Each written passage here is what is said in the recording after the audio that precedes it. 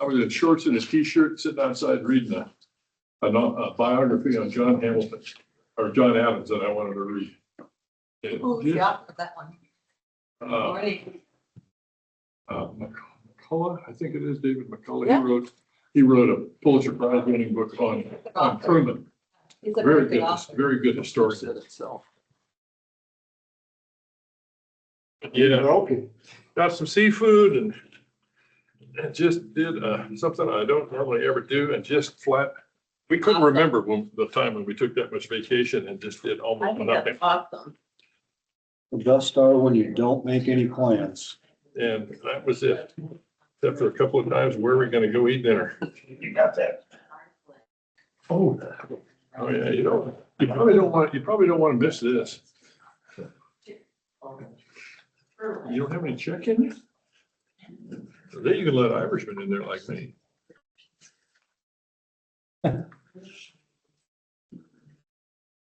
When you look at who's in charge of it, on the names on the bottom, you got more than one check. Oh, yeah.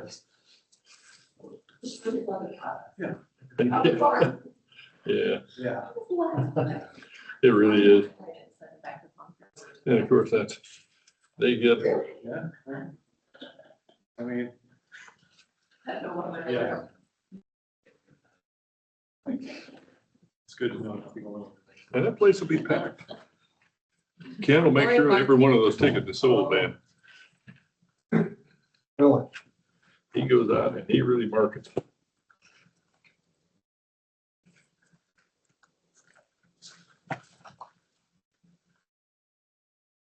That clock is really getting us ahead in the year.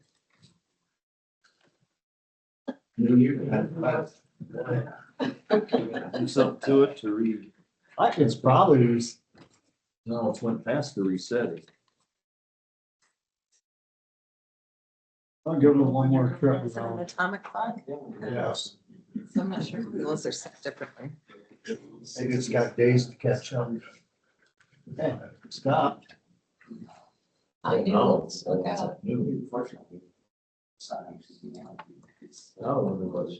don't know how to set it. Ben's late. Yeah. I don't know how to do it after. Cause there's a dial on the back.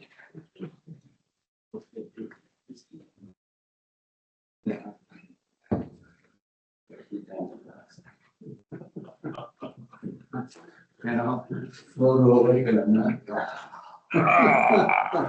It was good. Yeah.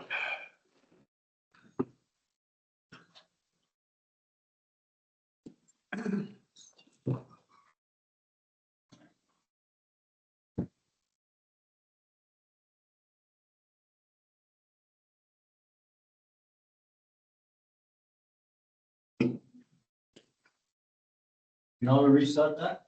The atomic clock. Maybe put the battery in it? I put the battery in it and then it just kept going around till noon. Oh, Clock and then it quit. I think it'll set that it's automatically set so it gets a signal, so I don't know.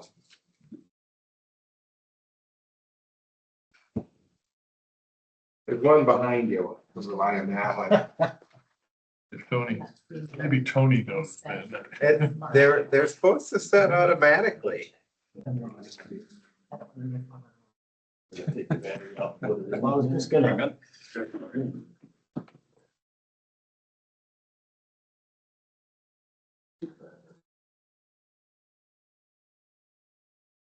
Maybe there's a set button, I don't know, maybe.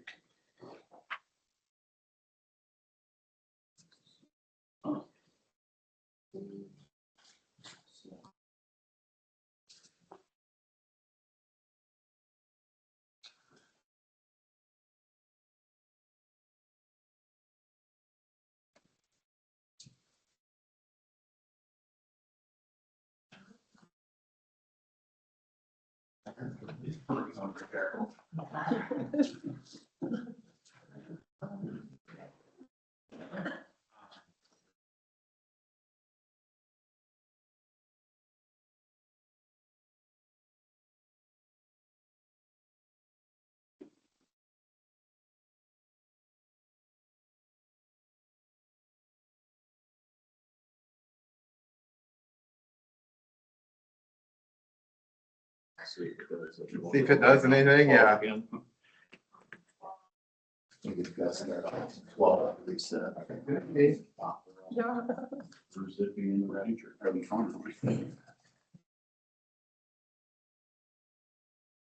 Memphis Fusion.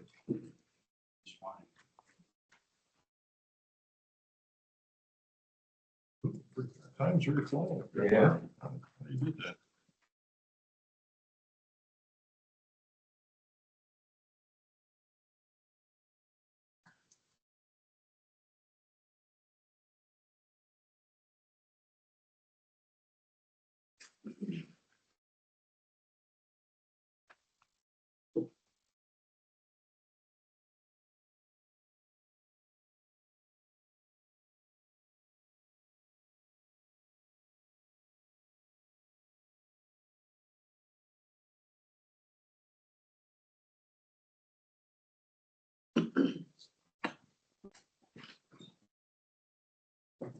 All those that so choose, let's stand and do the pledge of allegiance.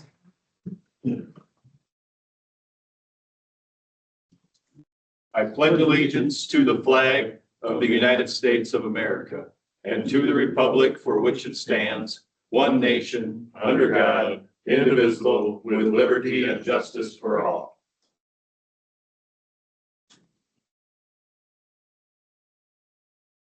Those pending in person of the notice on the door about the recording of the meetings. And I'll call the organizational meeting for the 2026 Winneshiek County Board of Supervisors to order and entertain motion for chairperson. Nominate Dan Landry. Second. Any other nominations? Hearing none, all those in favor of Dan Langrick being chairperson for 2026, say aye. Opposed, same sign. Okay, motion carries. I'll entertain nominations for vice chairperson. Nominate Schroeder. Nominate Mark Vick.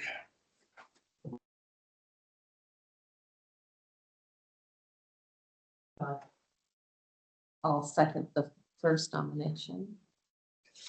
I'll second. Okay,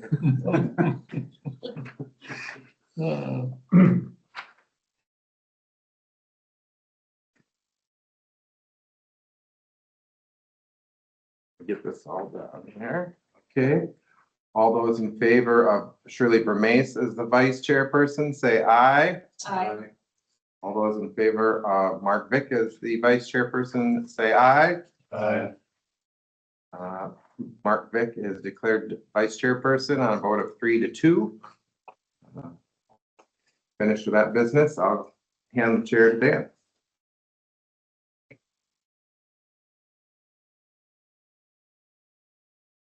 A couple minutes here. Great going. We actually have a Christmas card from Casper's that we received while we were out. So, look at that. There's one from the Winneshiek County Extension Office, 4-H Extension Office.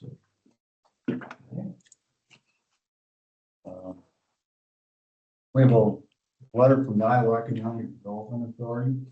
This has a little bit more to do with the historic preservation. They have to file a report by February 28th in order to apply for some of the grants. So you're that. Yeah. Yeah, there is a commission meeting this Saturday at 8.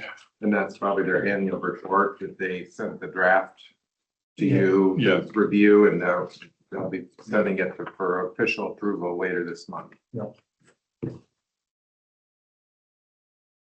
I'll move these clocks around quick. Kind of hard to see that, but Behind. She's, yeah, the report is completely done. What? I think we've already. No, you haven't approved it. it's a yearly. They presented it as a draft in case you had any comments or concerns before they bring it for approval. But they did, I did email it out. Right.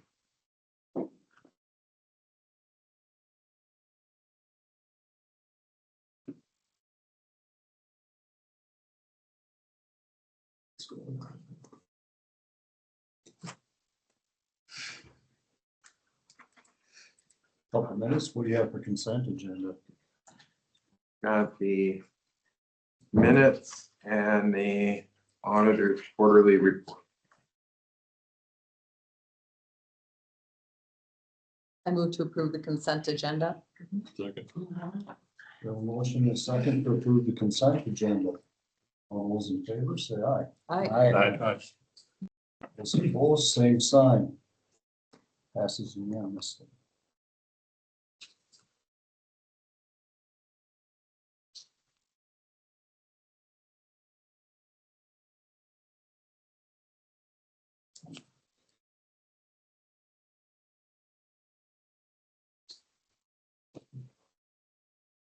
Next item on the agenda, Michael Kueny, County Engineer.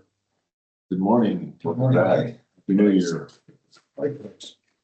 I'll go through the report.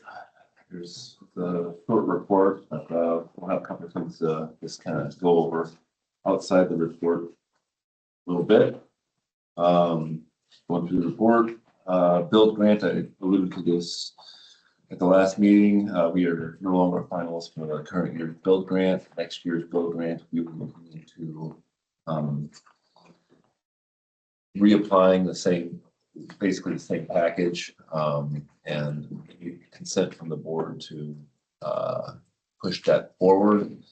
There was an issue where I'm forgetting the counties right now, but southeast Iowa, where their grant was in jeopardy. Their piece of the grant was in jeopardy as they were getting federal funds on something that they ended up removing.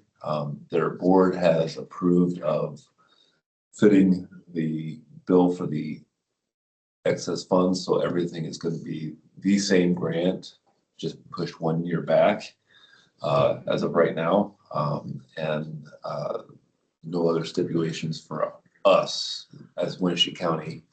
That being said, that I still need the approval of the board to go forward with this, moving the W14 South project from fiscal year 2028 to fiscal year 2029. So if you have questions on that, I can get into the nature of what happened down in southeast Iowa. If not, I mean, it's not really germane to Winneshiek County. So if I recommend for you to reapply for the build grant. Second. We have a motion and a second to reapply for the build grant. Is there any further discussion? None? All those in favor, say aye. Those opposed, same sign. Motion carries unanimously. so, next item is railroad flat car bridge study. We get the second draft and similar to the first one. We are concerned that we might have to post after the initial discussion with Chuck Britson. What that looks like exactly, we may need to do load ratings on based off of these studies. So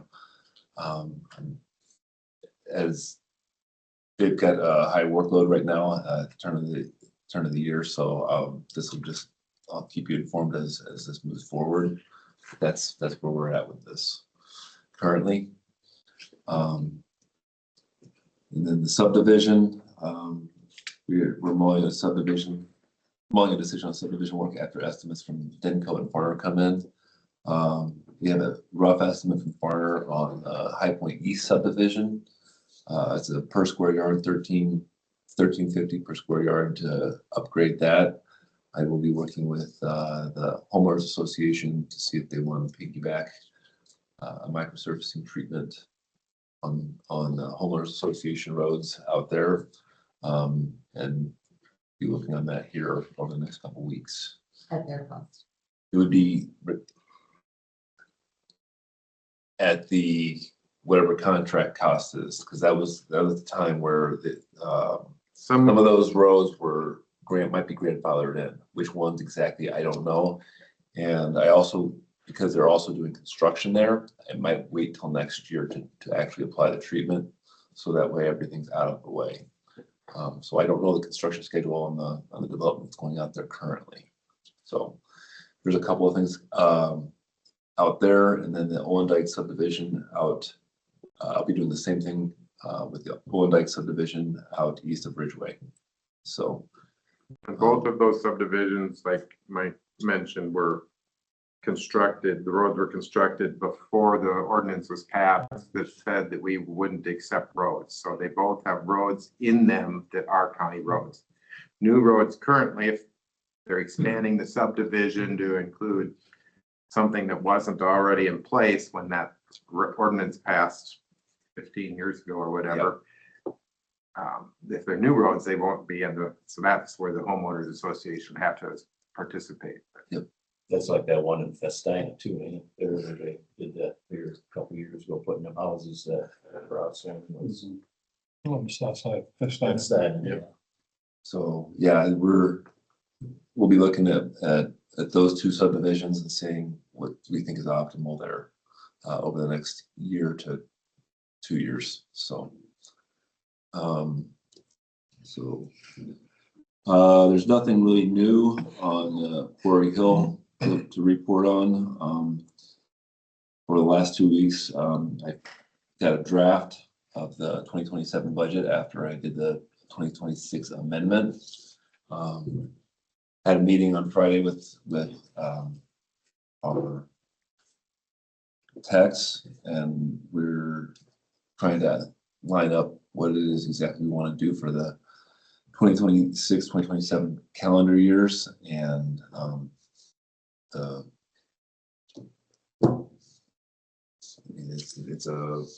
I think we're sitting pretty good on our budget. I had a preliminary one I shared with Ben probably 2 weeks ago on the 2026 amendment, and a couple of things have changed. And I think we're looking at an estimated county auditor's balance at the end of fiscal 26 of 1.4 million to 1.5 million, which is pretty close to our 20% target that the DOT recommends. So I think, and that budget doesn't have 4 trucks front loaded on it. So I think that's a fairly safe number.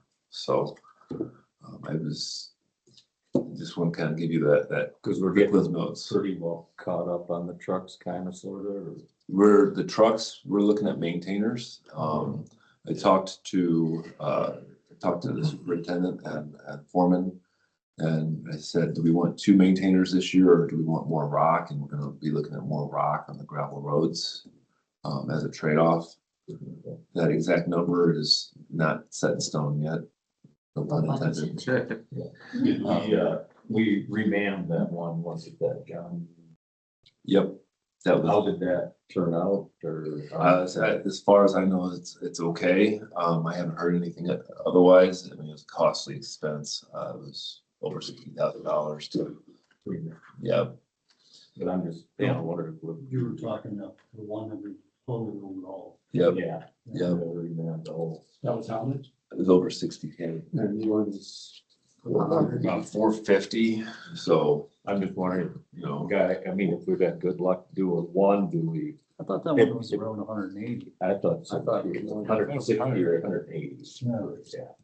for About a third. are you talking about the one that we did a couple of years ago? Or we're talking Yes. about Yeah. Commission? Yes, you are correct. So, I just wonder if we had good luck with that. Do we? yeah, I don't know I don't know, I haven't heard anything as far as how it's working, but I haven't, because I haven't bought the maintainers yet. We have a lot of maintainers that are getting up over 5,000 hours, which is kind of a cutoff point when things start to. So even if we were to start going to a refurb like you're talking about, there would still be a place to buy a couple of new ones too, I think. Yeah. So, I mean, if they can pick one out that is good, I mean, all the rest of it's good. Yeah. I will pass this discussion along to Lenny. Hey, let's remand this one and try it again. Yeah. That'd be a good question. for Is it, Kueny. yeah, it'd be a good question. See He if could give us his comes up with input on it, and if he doesn't think that's the right direction. Direction to go. I mean, and so it's gonna be, he's gonna be filling that out with the crew as well, so that I will definitely have that conversation with Lenny. So, We really didn't have a lot of choices the last time when we went and redid that one. Yeah. yeah. Yeah. You don't get one or two or No, well, you get on, Yeah, so but it's very limited, yeah.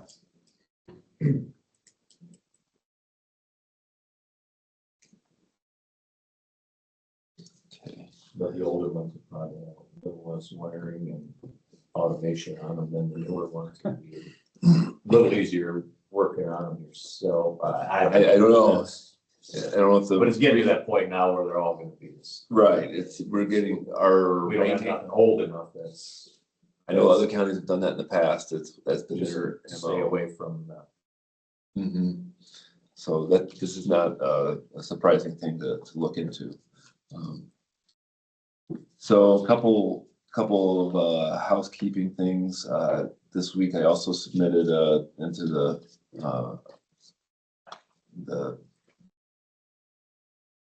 labor union, in the floater position. Assistant maintenance foreman floater position. That's kind of that fits the new hierarchy that kind of developing here. So have that sent over to the union. The union will be looking at that and getting back to us as to whether they want to go forward with that or not. Another issue that we have is on the Spillville project for W14. We'll be getting that in so that it can be let. I think we're looking at a March letting. We're trying to tie up check plans and get them in this week. So that will be going forward. A question I have on that is we had, and this is maybe for Steve, we had a loose agreement where the county would front the cost and then they would pay back at, I can't remember if it was no interest or limited interest over, do you remember There those? wasn't Back to the interest minutes. Back to the minutes, yeah, I don't recall. So, I think it was minimal interest rate. Yeah, I but think I- it's a couple percent. I think it might have been an option. It's like, if I remember, I'll have to go back to the minutes. But I remember it's like if they pay us back within the first, whatever it was, year or two, there was no interest, but if it was gonna go longer, then it was gonna be. yeah, that's all ringing a bell to me. I just wanted to bring that up. That will that will become in front of the board to approve that here in the next month or so. To do that and to work with Spillville to. I think Spillville's kind of struggling over trying to get through that whole fiasco with the first failed contractor on the water piping system, which is probably cost them about 200,000 at this point. Mhm. To having to rebid it, re-engineer it, and everything has been, and the legal fees, so it's not a pretty picture for them.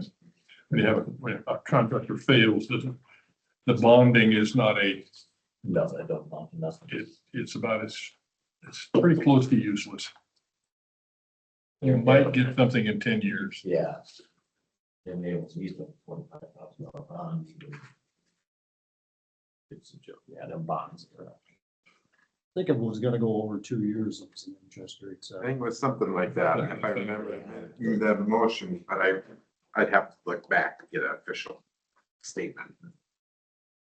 I'll look that up and get it to you. And then finally, last week, I didn't even know this was going on, and I kind of had a question for Ben on this. I don't know if there's an agreement that we had with the Dan and Lansing building over by the fairgrounds. So my understanding is over the last 10, 15 years, we've thrown a little bit of rock and when they needed it. Since it's become an event center, we've been rocking it and sending a crew member to grade it I don't. almost once a week. Oh, So like I said, I was made aware of this last week. So. I don't recall any official agreement, so at the time they built it, the board co-signed the loan Mhm. because their board didn't have authority to co-sign a loan or something. So the board supervisors took out the loan to help. They paid that off, so the county isn't officially involved there anymore. Okay, so somehow the agreement got continued on, and I've reached out to Mark Steffens, who runs that, and said, I think we're gonna be looking for compensation. He was pretty agreeable to it. I mean, to me, it's just a time and materials. I mean, or should I just tell them that they should get a private contractor? If the county has no interest, in my mind, it's should be hiring Brewings, but if the county does have an interest, then that's kind We of, got enough of our own, I mean, I think the racetrack, they have one, so, so I think that so, somebody must do the track. so. I'll just request that they go find a private effort to do that then going forward. I think that would be wise. So, Unless they have some kind of agreement that was like before my time that I don't know about. I mean, yeah, that's why I just want to talk to you about it real quick and see if I needed to get a private I don't know request to of get anything this. like that, but Okay, Well, it was only a couple times a year when it wouldn't be a big thing, and I thought there was a county, there's some kind of co-ownership or something, but evidently there isn't based off of memory. Yeah. So, because there's nothing in our file that I found that suggests otherwise as well. So, Maybe it won't be so bad if we're just going by the building, green something where you just have to swing in and make a loop it wins. yeah, I don't think that's not really the case, really. No, you gotta drive into town, yeah. So, Yeah, and materials. and materials, yeah. yeah, it's not much on material, but it's still enough. Yeah. You got a truck and then, yeah, so. I will move accordingly. That is the engineer's report for this week. I guess one other question I have, there's a couple of vacations, hearings. They meet in here, correct? Okay, I just wanted to double check that they'll meet in here. It's all public part of the process. I'll forward that information on. That's it. Thank you, Michael.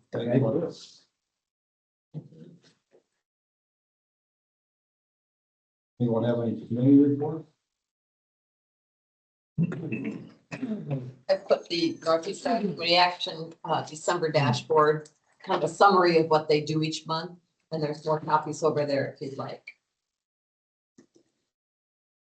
Early childhood Iowa meeting, Friday. State. Historic Commission meets on Saturday at 8 o'clock here in the annex.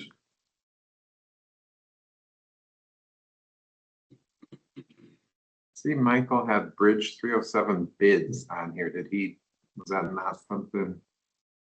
If you're still on in the engineer's office on watching that, was there anything with that 307, Bridge 307?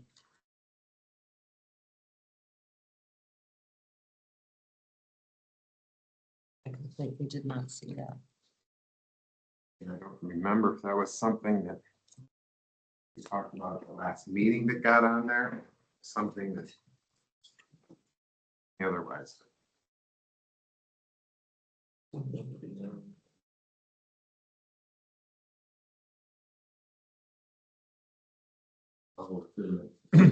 Bid thing, we can get it on next week. Mark and I will be presenting or just talking to Luther students during a J-term course on political science. What does a county supervisor do and why did we run, things like that. That'd be fun this Thursday. So, of course, on public engagement, so. I ran into a woman that is teaching at a grocery store, so. Carly Hayden's Austin.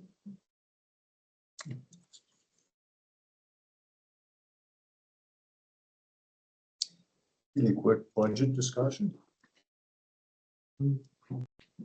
Actually, yeah, I have the DHS budget for the miscellaneous that I just gotten. Includes the letter.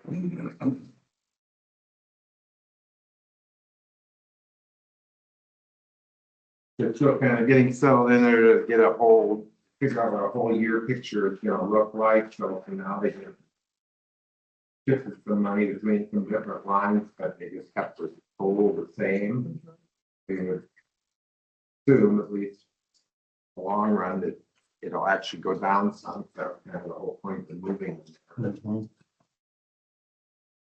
I'd like to see that as we progress and before we through all of the budget, that we have create some opportunity for discussion. It appears that they have a lot more space than they are actually using from what I hear from our custodial staff, and perhaps they could release some of that. We're going to be needing it for other things that are going to transpire next year, where we're going to need some office space. And if they're not using that and can work on a slightly different system, it would be very beneficial. I mean, they're using the small conference room as a lunchroom instead of using a shared lunchroom. And we have a conference room available just by booking it. We've got lots of things that I think we need to take a hard look at that and see if there's a way we can get some of that space back. Thank you. I mean, I've heard there's up to about 3 people usually. That's exactly what I've heard. Like 12 or 15 is what we're. Well, I will say that when we're going through that whole process, Mark and I kind of looked at each other, it's like, Yeah. why? Yeah. Especially when you went out to the other building and you see how many people were there. And there was, every time that I was in there, I could identify either 1 or 2 people in there was all it was. I think Mark, you and I, the times when we've been out there was simpler. Yeah. So we've got, and We we've count got, on one hand at the most. there may be some needs for the county attorney's office, or maybe some needs for HR, a number of different things that we have as a county that we need, that we bought that building for, so. Also, I think it should be, 2-person committee to go and visit with them. In my mind, it's that whole front. Corridor there. I agree. It's separated. I think that ought to be It's separated. separated real easily because there is that door in between. Yeah. Yeah, I mean, if they're not. Yeah, well, they all want their own private desk. I understand that. But they've shared facilities is a common factor, and so many of them work from home. I just can't justify that kind of expenditure. There's 10 desks from that door the other way already. Because you got the far room, there's 2. Two in there. Then they have the conference room, and then there's 3 offices. So that's 5, and then there's 1 back in the cubby, and there's 3 along here. And then I the would front suggest we And the meet front with desk, and it's the like- DHS yeah. officials and have a conversation about what their needs are and why the needs are that way, so that we can just work with them to make this. and also at the same time, we need to meet with the other tenants in the building, and that original break room area, I don't even know if it's utilized all that much. Some of the renters can't get to it anyway, so I think You did describe, overall usage. is you what- met with some of those tenants and talked about new lease terms and lease amounts, and they were supposed to come back with a proposal, and Nothing that. nothing's really happened. But I Well, I'd suggest, since both you, Dan, and Mark worked with DHS before, I'd suggest that we appoint them as a committee to try to pursue this. To do the initial To do the discussion. initial discussions and get this, some kind of initiation. We know how many, they got cameras outside, and they have any inside, but they know how many come and go or in the office. and Right. It's nothing, I mean, it's been a year now, and they're going on, or be not quite, but. Because the 2 major users are Spectrum and DHS, so both of those should be met with, because they control the bulk of the property. Then like the building superintendent, he made a comment, there's, what is it, 12 furnaces in there that are coming up on 20 years old. So, I mean, we can't be furnishing rent for $2.78 a square foot. And if we have come in and put on the furnace, somebody's, we can't be paying not $10 and getting $278 back. That's just, I don't care what entities in there. We're not in the business of providing free. It's a county building, and I Yeah. think it should be. And that's, If the county has space needs, that should have a high that should come priority. priority over. I mean, we bought the building with Spectrum, we got it with them and then releases. Food Pantry does a tremendous job of building our service. I mean, they're And they're paying. keeping, Yeah, and they're they're paying the, $13 an yeah, hour. they're paying the, yeah. they're very good tenants. I agree. Do we need a motion to set up a committee I think you can just do that. de facto? Yeah. Everybody agree? Are we all in agreement on that need? Then I'll get all their monthly expenses put together and put a sheet on that so we know exactly where we're at and, you know, what we need to, should be putting $6,000 a year away just for, You know, sometimes, per furnace is, it'd be 5-6 grand per furnace and. Yep. You gotta have a rainy day, Count. put away for that. I would like to though, address the issue of who's in there and what services they provide. And, you know, in business, sometimes you'll get a huge renter in the bigger space that pays more in order for other smaller retail businesses to be on the other side of it to increase the health of the community and the health of the downtown. And that's kind of how I look at this building. That if you're looking at Toys Go Around and the rate of rent they're paying right now, and that's what you're talking about, the service they provide to this community, the greater community, is really special. And if we can make it work with the other renters that we have in there paying more, then that continues to be a community services building or still commuting. I agree that if we need the space someday and we can't get that through reorganization of DHS, and that would have to be done through discussions with DHS, because I don't want to assume what they need. Then yeah, that's something we'd need to look at down the road. But for right now, that there's not a need to. Yeah, we're paying them $10 a square foot for public health out of our pocket, and we're getting $278 back. Let's start with the DHS side of it, or HHS. Yeah, Yeah, and right. Correct. I mean, we may have, it appears we have some excess space that's being used by Spectrum besides. They have a large footprint for their facility, so that may need some discussion. I'd like to see HHS and Spectrum come and talk about what their needs are, and if they can propose to the public and everybody what the justification is. To get HHS to come talk, it's not a simple. No, Well, but they're the head one's Southern Iowa. Their district is so, it's up and down the whole side of the state, so that Maybe Head it's gallery a trip will to come come from by up Southern to their Iowa. offices. Well, they could meet We remotely. could meet them We could have them meet remotely on a meeting and they can. on the talk about it. computer. And that's probably the avenue we're gonna have to take. I think everyone, the public should hear the discussion on We'll see that. if we can get something arranged. Kind of go from there on that. Likewise with Spectrum being a part of it too, since they're the big bulk of it. I'd say with DHS, maybe wait till they're kind of the anniversary date, the end of April, they moved in they'll be there a year. And if they don't know something, what's happening after a year you've been in there, then yeah. If we haven't used the space after a year, you're not gonna. Well, and if they're only things using aren't that gonna- front room mostly for the lunchroom part of it, Yeah, it is a huge waste of space. Yeah. We'll see. All right, next on the agenda is. Otherwise, we potentially could move back out to the building. no, we're not doing that. Well, I'm just saying that's an option. No, you'd have to spend so much money it'd scare you out there.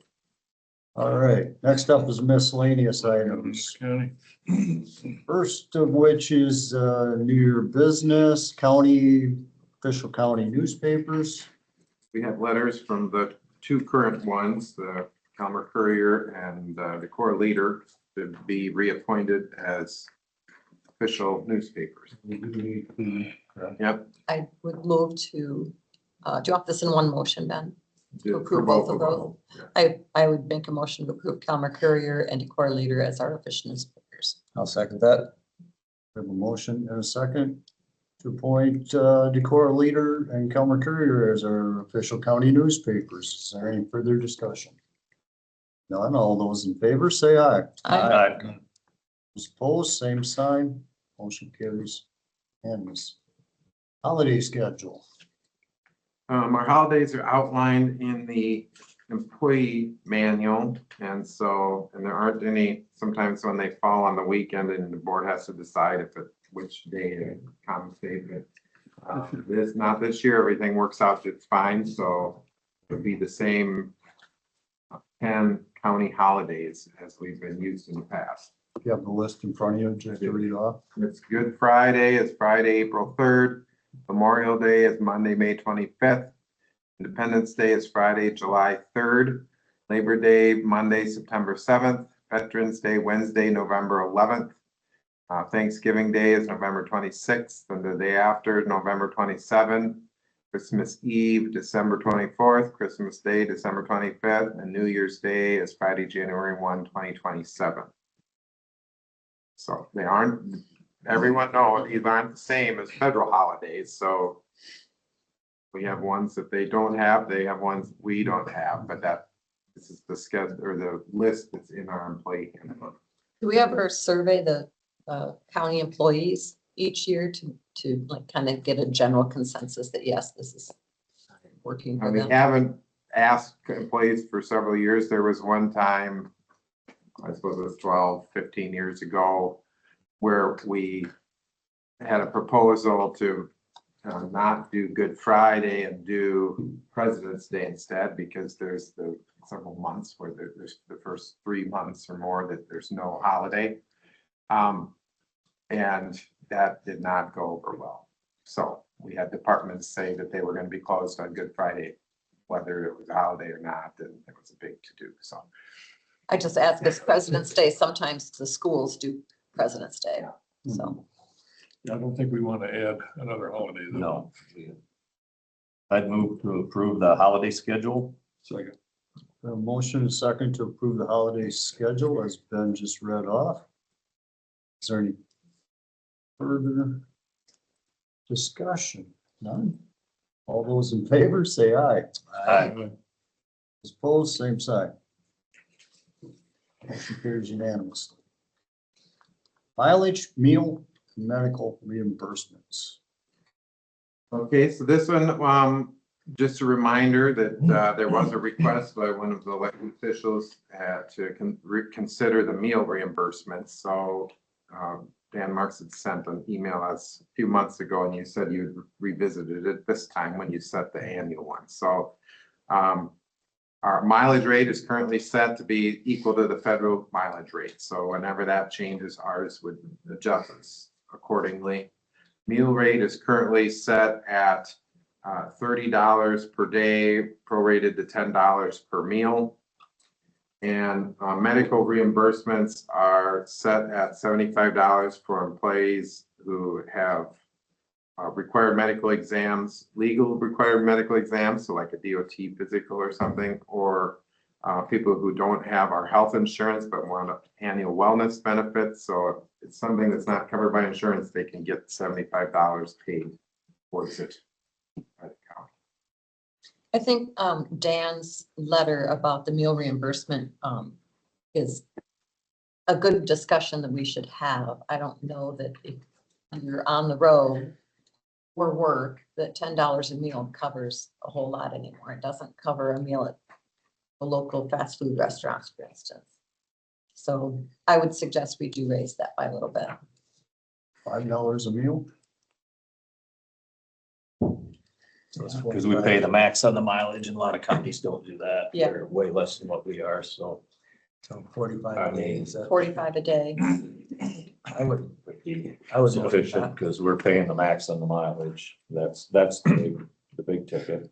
You want the motion to be to keep the mileage and medical the same and increase the meals to 45 a day. I'll vote on that.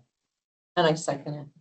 We have a motion and a second to meal reimbursement would be $45 a day. Medical reimbursement would remain 75. And the mileage will continue to go on the federal rate. Is there any further discussion? None. All those in favor, say aye. I, Those opposed, same sign. Passes unanimous. And now we're going to appoint the weed commissioner. It's been Doug Grew for To appoint, many years. to appoint Doug Grew as weed commissioner for Second. Winneshiek County. We have a Interest mo- of time. we have a motion and a second to appoint Doug Grew as our weed commissioner. All those in favor, say aye. I, Those opposed, same sign. Passes unanimous. Construction evaluation. Resolution. This has to do with scoring master matrix applications for animal confinement operations. There's a draft, or there's a resolution there that's the standard language provided by ISAC. This gives you the authority to submit comments to the DNR when these come up. So if you choose not to adopt this, then you're just completely out of the process. If you do adopt this, you have, at least have the authority to make comments. Gives us the opportunity to say something, whether they're gonna listen. to Whether they're listening or not, you can at least say something. That's right. I motion to approve construction evaluation resolution for master matrix. Second. Motion and a second to approve the construction evaluation resolution. It is a resolution. Aye. Shirley, Aye. Mark, I, Steve, Aye. I also passes unanimously.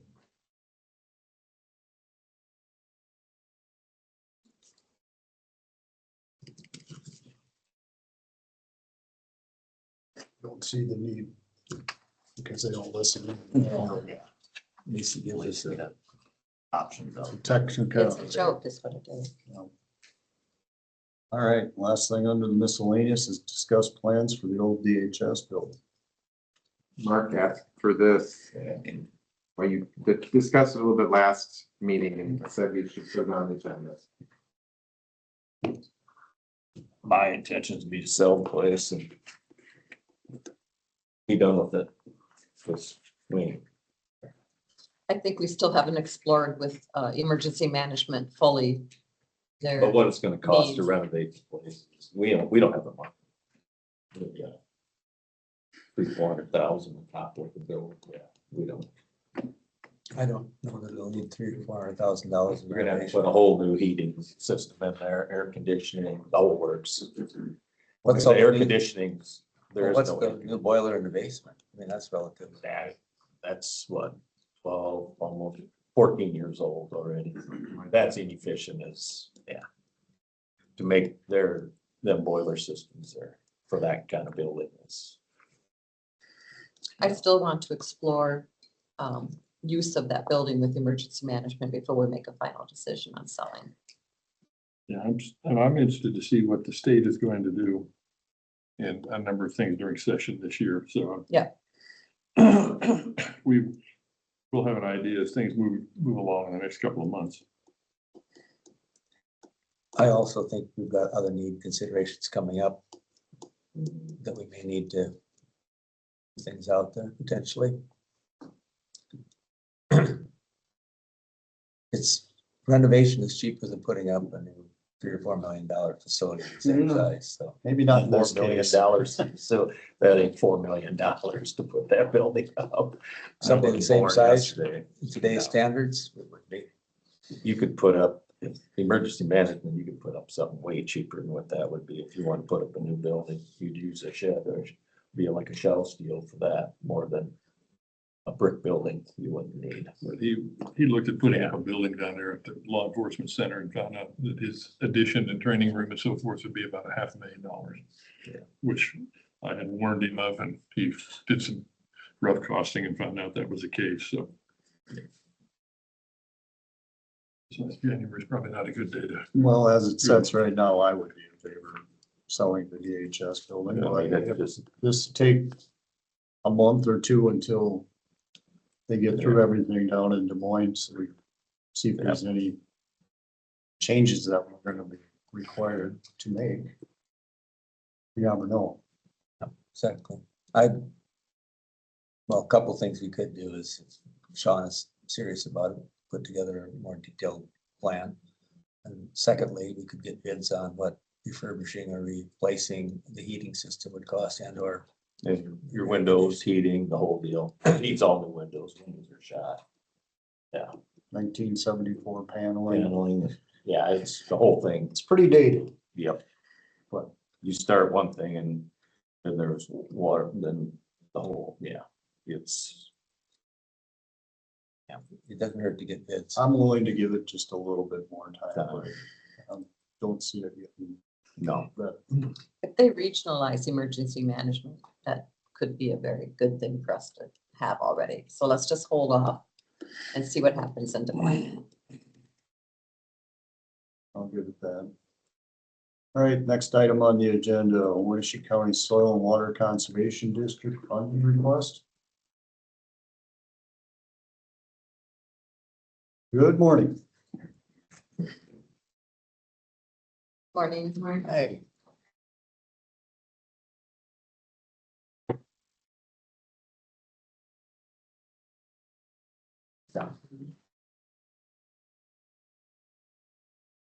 Morning. Thank you for the time on the agenda for this. This is our annual request for funds for the Bear Creek Watershed Project and for support of a technician in the Soil and Water Conservation District office. And you know me, I'm Donna Rasmussen, I'm Commissioner with the Soil and Water Conservation District. Ray Brink, District Conservationist for the USDA NRCS in Winneshiek County. And then John Lipke is another commissioner. So first, when we talk about the Bear Creek watershed, it's a $5,000 request. It goes into the Bear Creek Watershed Maintenance Fund. And that is set aside for any major repairs or legal fees that might come up with structures in the Bear Creek watershed. I believe there's 19 structures in all, with some in about 4 in Houston County, Minnesota. And we do an annual inspection every year. Mark's been on the inspection, I know, and we visit, there's teams that go out and visit all the sites, look for any vegetation that might need to be removed, any holes, erosion, anything like that. That might need. Burrows, things like that.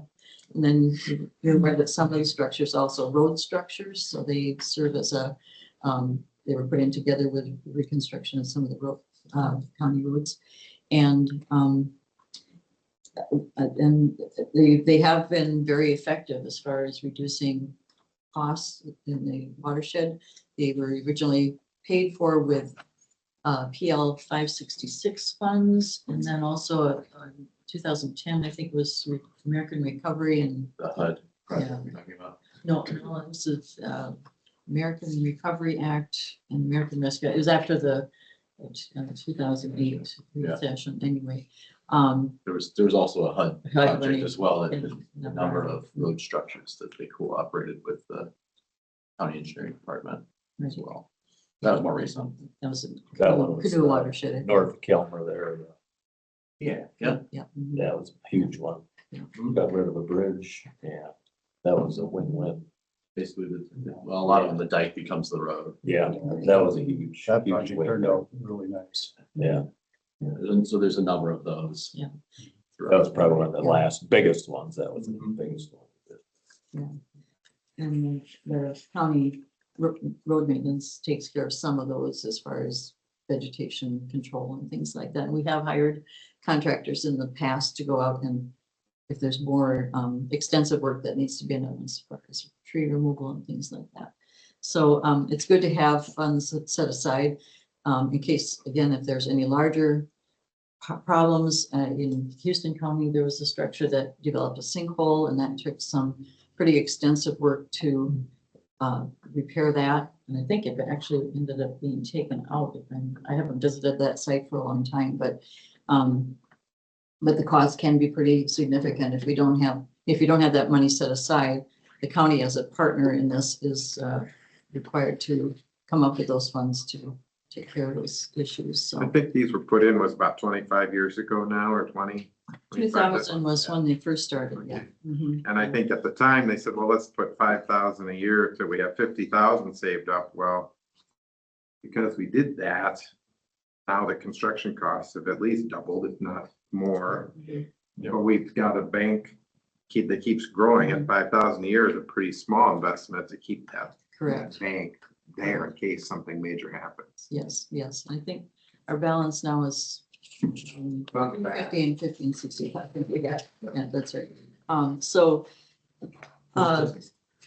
no, and thankfully, doing the inspections annually, we usually can, catch any problems early on before they become major too, so. Any questions on that part? And I don't know, I can't remember if you voted on these stuff, or no, you don't vote today on that, so. No, that's just- that comes today. it's later. Anything you want to look for? Yeah, just a few things. So I think, we'll talk with you guys for a while here every year. You know, anytime you get these huge surges, which seem to be happening more and more. Water isn't going to come up as quickly in your streams because it's being held back. Also, it releases it slowly.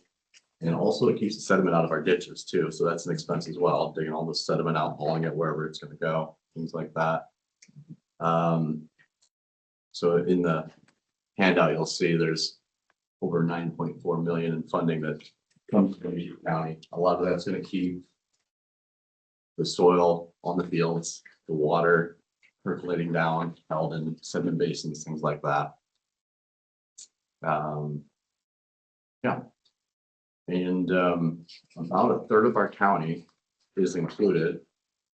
It's kind of unusual. There's watershed projects throughout the state, but we're very lucky to have about a third of our county covered by them. So we have kind of our regular funds, and then there's additional funds for folks that are in these areas. So we have Turkey River, Silver Creek, not the entire Turkey, but most of it, Trout Run, and Yellow River as well. So good portion of the county is covered.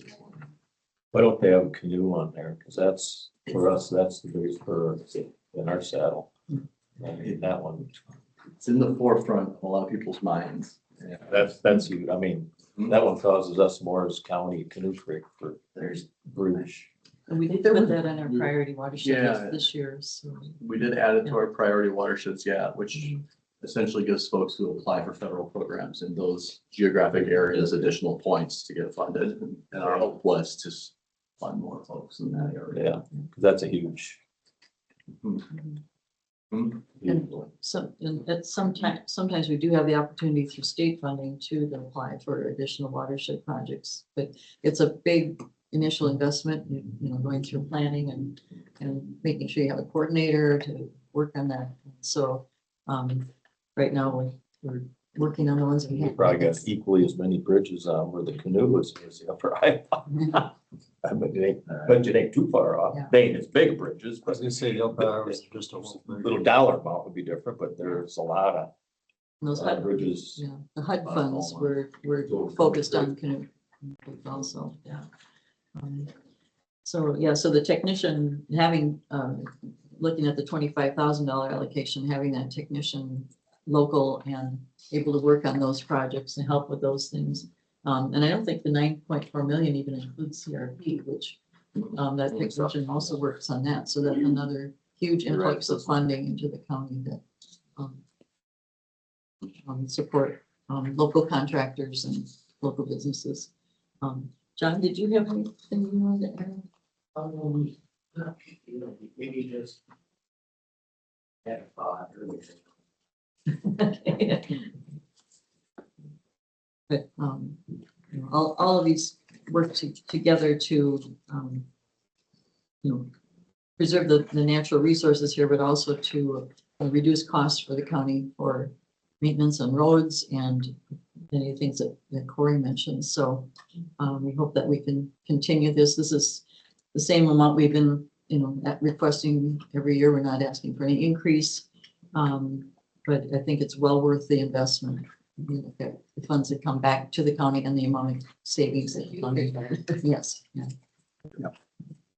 Thank you. Thank you very much. Keep up the good work.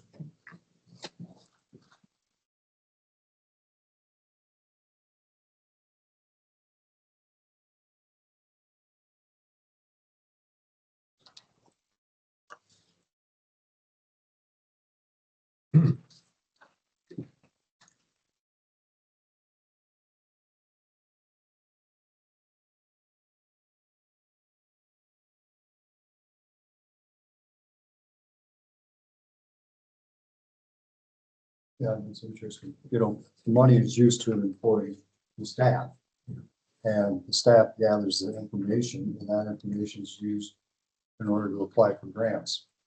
So what happens is that money actually funnels its way back. Working.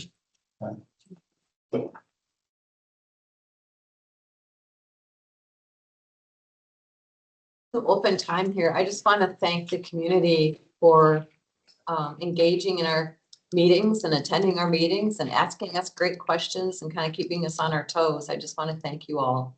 It's really helpful to have an engaged community. And thank you to our local Decorah News and Decorah leaders for coverage. Was this just an updated list then? Yep, that has all the appointments you've made over the last. I didn't do it till after you finished with the public health. Sent you an updated list.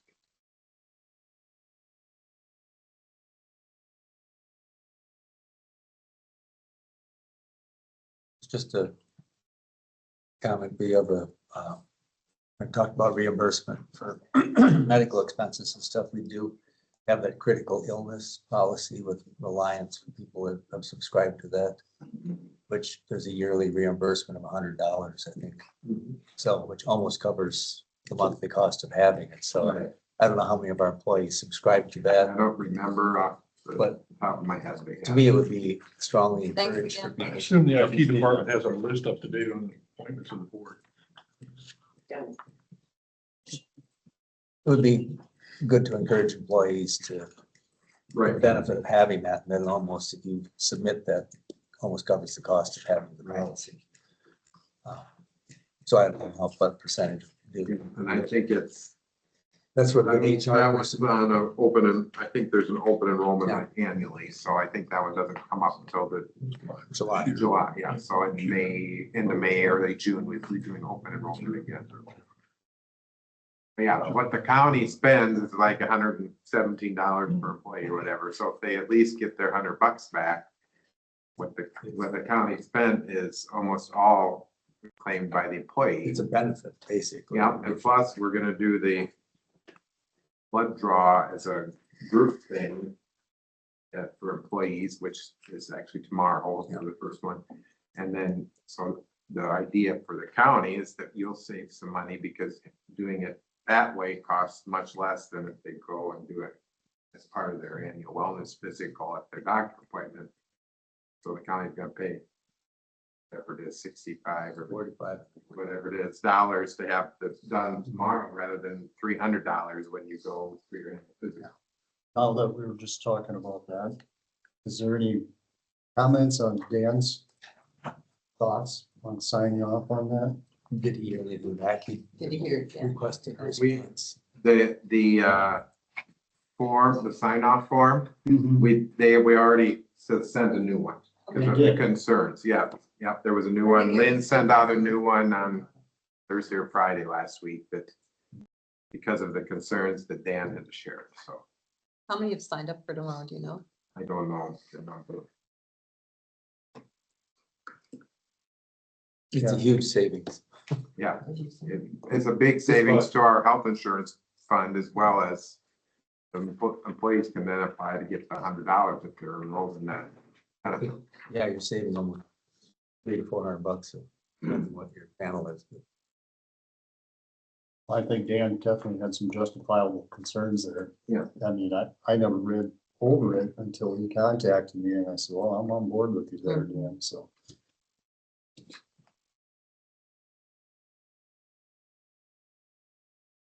All right, next up on the agenda, helping services, proclamation of National Mentoring Month. I think our crew is gonna be here in just a minute. That's fine. I I'm a couple minutes ahead here. All right, well, I'll get ahead of you then, so I'll pass them. You might have seen our annual or semi-annual newsletter, but you can take one and pass it down. This is a nice general overview of helping services and. Give one to the table over there too. Yep. There's an extra. Yeah. Happy New Year. You too. Thank you very much. I think I just saw him pull in, so we can do That's the fine. first and then our funding request in a minute. That works for you guys. Plenty of time. Okay.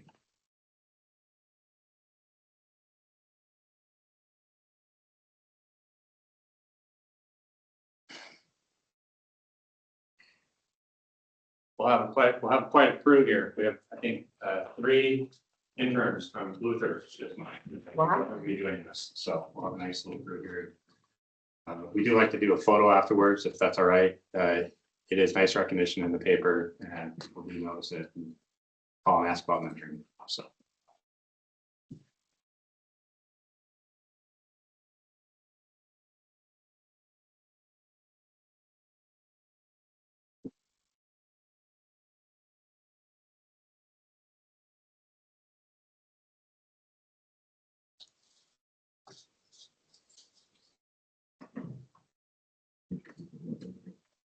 You can pull up more chairs too. if you need. Okay. Or maybe if it's okay, maybe we do the funding request now and then we can do the proclamation in a minute. Does that work for you? Yeah, we can do that. Okay. Well, I think many of you know me, I'm Carson Eggland. I work as the Director of Helping Services. It's nice to see you all again.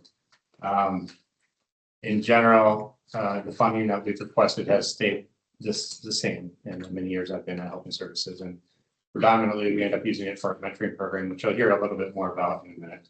And then our Domestic Abuse Resource Center. And so I wanted to bring along a couple fellow friends here. So if you want to introduce yourselves. My name is Brittany McIntyre. I'm the director of the Domestic Abuse Resource Center. I'm Kylie Fenton. I'm a senior at Luther and I'm intern with Helping Services. So Brittany's also been with Helping Services for quite a while. And so Brittany heads up our Domestic Abuse Resource Center. And, it's something that maybe you don't hear about as much as maybe our mentoring program. Our mentoring program is a little bit more in the news. You might see it more often. We do monthly events. Our domestic abuse services are equally and critically important in our county here in Winneshiek County. We have a small but mighty team of advocates that support victims going through a really traumatic experience and difficult situation. A lot of the funds that we will use will be for housing needs. And so unfortunately, there's actually a fire down in Waverly to the closest domestic violence shelter that we could refer folks to. So we've been seeing more and more requests for emergency housing type of funding. Fortunately, we do have a couple motels in our county. That's not the case in all counties, but it is nice that we have some available resources for folks to get into a safe and secure place for at least a night or two, as well as provide sometimes a month's rent, utility rents as well. Brittany, I don't know if you want to comment about what we've kind of seen in Winneshiek County. Yeah. Numbers from last fiscal year. Winneshiek County actually had the most clients served of our 7 counties this year. We served 42 survivors in Winneshiek County. And like Carson said, we're seeing a lot of that housing requests, things like that. But we're also doing court advocacy where we're going and, getting no contact orders for clients or helping them with criminal or civil cases. We do medical advocacy if they are ending up in the emergency room or needing any sort of medical assistance because of their assault. We do a lot of advocating with law enforcement if they need to make reports or there's an investigation going on, things like that. So really, we kind of say we will help them with anything that is directly or indirectly related to their domestic violence situation. So with all of that, that keeps our Winneshiek County advocate Tiffany very, very busy. And yeah, we're seeing trends kind of moving back up now with numbers. Like Carson said, there are only 5 of us that cover 7 counties, so we are small but mighty, but we make it work. And yeah, any consideration you guys can give that can help with those housing needs and those financial requests we get would be greatly, greatly appreciated. And I'll also comment that we do have a couple of Winneshiek County residents on our board of directors, Dan Marks, Bill Holland, and Alexander White. Alexander is a Luther, professor Luther. So it's nice to have that connection with Luther College as well. I guess I'd entertain, do you guys have any questions? We do ask every county to consider funding every year. This is certainly not our only source of funding either. We just finished up our Holiday Lights event, which is a significant fundraiser here for helping services. Brittany's team works under a state of Iowa Department of Justice grant. And so that basically covers salary and benefits, and that's it. And so a lot of our other funding takes care of, again, some of these needs for clients, also travel, mileage, things like that, just other things we need to operate. Do you accept donations for like personal hygiene products and things like that for domestic violence? Yeah, we do. Yeah, we have like a small little pantry of items. Yeah, we keep all of that stuff in our Codeville office so that if we do have clients that have to leave, quickly or things like that, we have stuff on hand that we can help them kind of rebuild their stock with. So absolutely. And your shelter in Waverly, you said burned? Yep, so this is Friends of the Family operated the shelter in Waverly, which was our closest shelter that we transport folks to. And so they're still trying to figure out what exactly they plan to do. But it certainly has added a little bit of a, I don't know. It's added a layer of need It's for our added program. for sure. Yep. So when you've got clients in Winneshiek County, for instance, more than likely they're working in Winneshiek County too. For them to get to a safe shelter and have to go as far as Waverly is kind of problematic. And I know you have some motels. Do you ever use, like, are there people in town that you could vet and use homes? We have done safe homing in the past. It's an interesting process. It takes a lot of trust in the people we're utilizing the homes, and also a lot of trust in the clients that we're putting into those homes and stuff. So it's something I think we could consider again, but we don't do right now. We are excited that we had not had a transitional housing program for the last year and a half, and we were actually awarded a new federal grant this fall to renew our transitional housing program, which will allow for the 12 months of rent actually as well. So that's that'll be a nice addition to what we're doing. We're very maybe a little surprised, but very, very thankful that we got awarded the grant, and that'll start here soon. Is it hard to find that rental? Yes. Yes.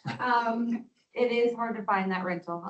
Finding it, we can find it and get them into the program, but to make sure that it's affordable and sustainable for them after that 12 months is what we run into. So we do really encourage them to look at places that are HUD or Section 8 approved so that we can get them on that wait list while they're in our program. So hopefully it'd be a simpler transition. But yes, that's an ongoing problem in every county. Yeah. So there's, I think it's still happening, a housing summit at NICC Wilder Business Center on the 29th of January from 9:30 to 3. Oh, wow. And you guys might want to attend that just to have that extra voice in there of the need for housing and what type of housing. And And we just actually, Kareem is on our board of directors. She works for our Iowa Explore Lane as well. And so she just joined our board this past year. So we definitely recognize the fact that we need a little more expertise, so that's good.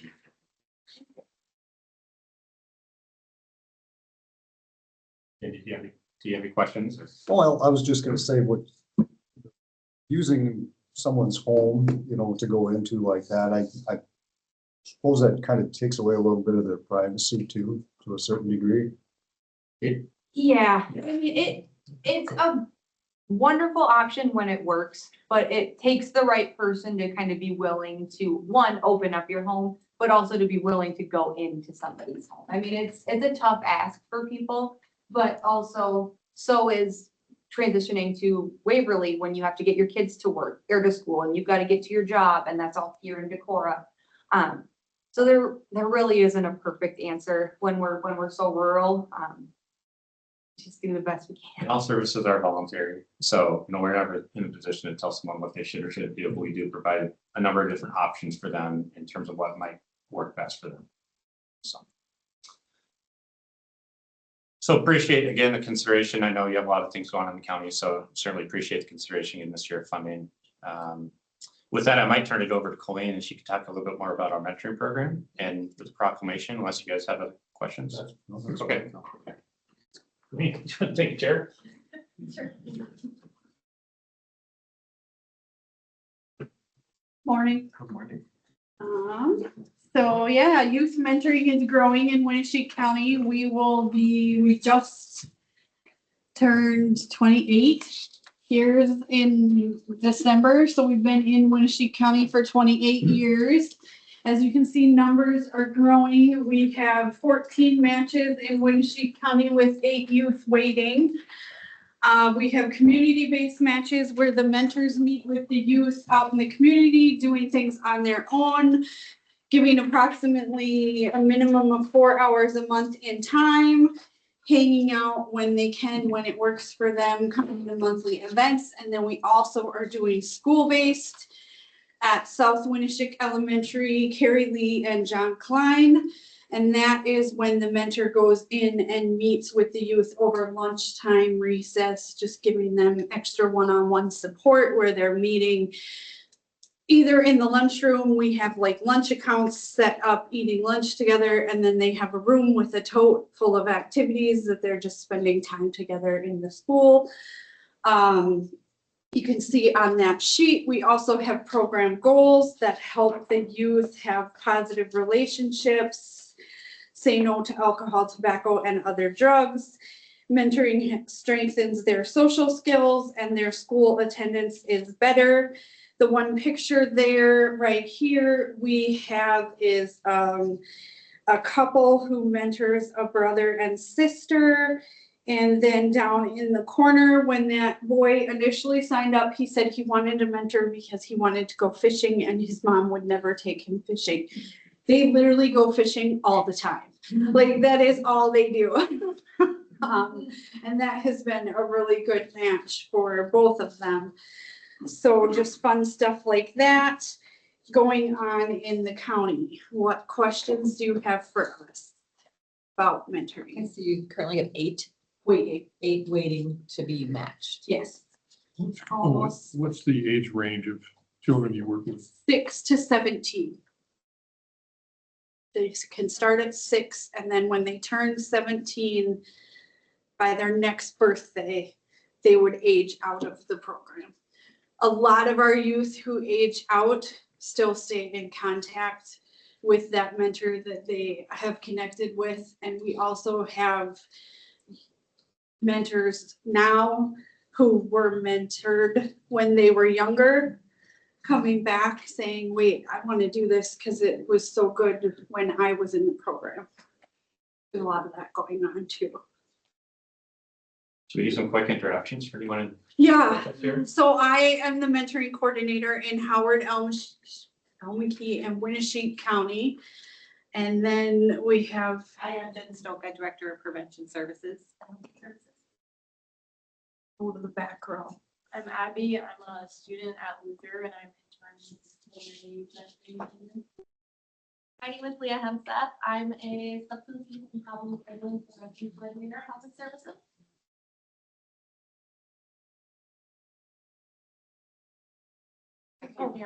My name is Sam. I'm also a student at Luther and I'm mentoring or mentoring under Jen over here for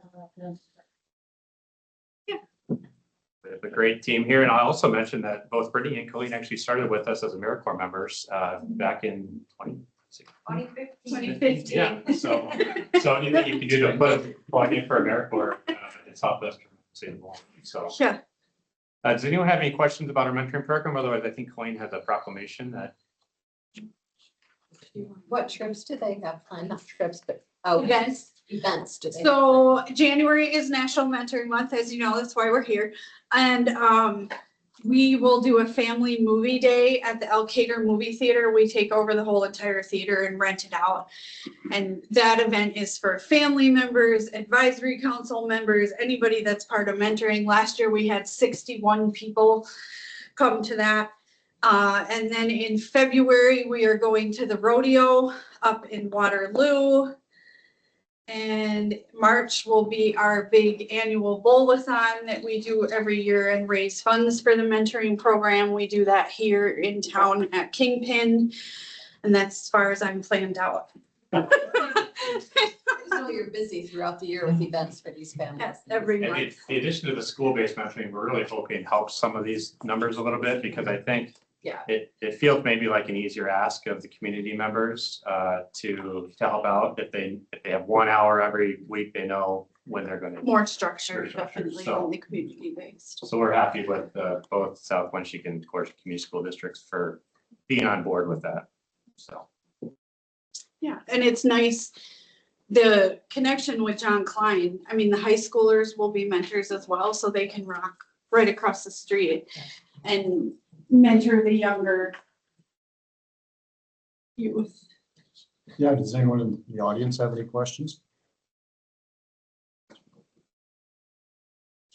What kind of training do you have for the incipient mentors? We do initial interview when they come to us and say that they want to be in the program, just to get to know them a little bit, tell them about our program, what to expect.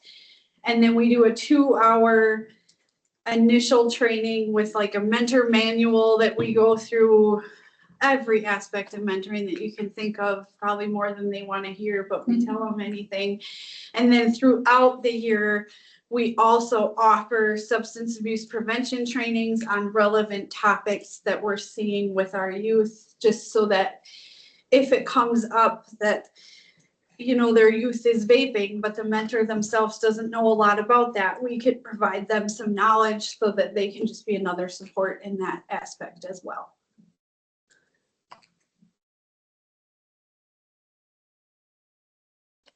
I did it for just about a year and it is so rewarding. I'm thinking about doing it again. So I'll contact you. But well, there's 8 kids. Yeah.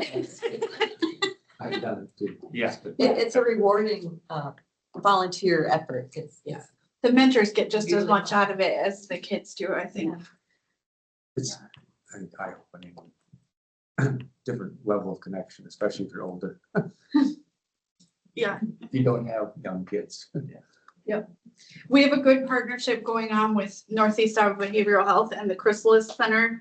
A lot of our youth have been utilizing that Thursday night and it being open. We even had a youth who was so excited that he invited his mentor to go there with him and check it out and see it. And in the future of grant world, we're hoping to write in group mentoring, and then we will use that space for a group mentoring spot, which will be really nice to have that partnership as well. If you want to read the proclamation. Yeah, I will read this. So National Mentoring Month 2026. Mentors are a highly valued source of friendship to youth in our county, and studies show that mentoring is a highly effective strategy for preventing several key problems that young people face. Now, therefore, we, the Winneshiek County Board of Supervisors, do hereby proclaim that January 2026 is National Mentoring Month in Winneshiek County.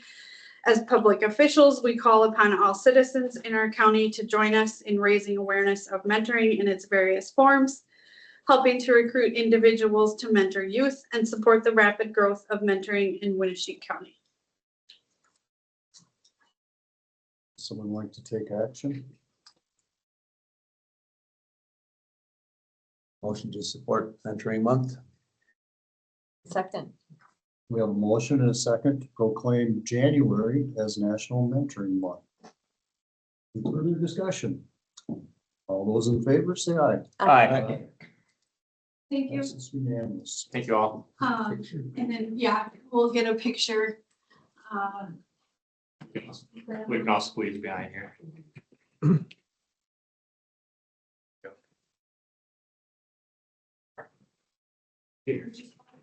Thank you. Let's file it back Over here, I here. Yeah, guess. we'll just file here. We'll move the Yep. chairs. Have to bear with me today's my birthday. No, that's great. We brought a nice crew here Yeah, I today. guess so. So. Double up you.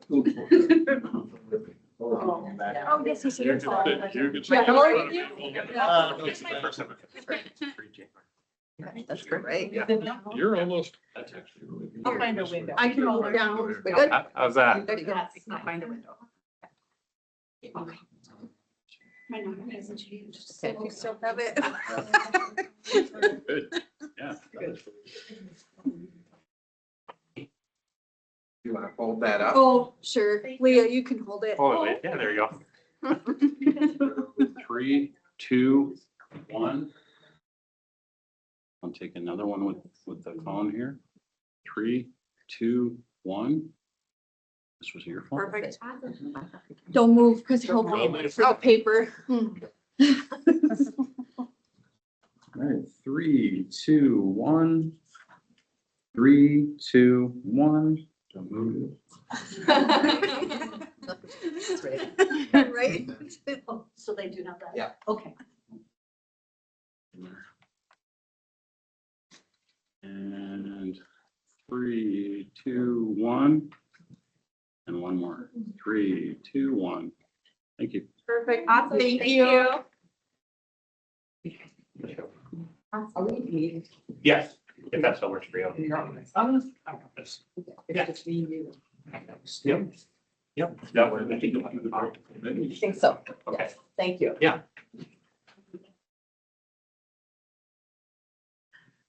Carson, how much money is raised on the bikes?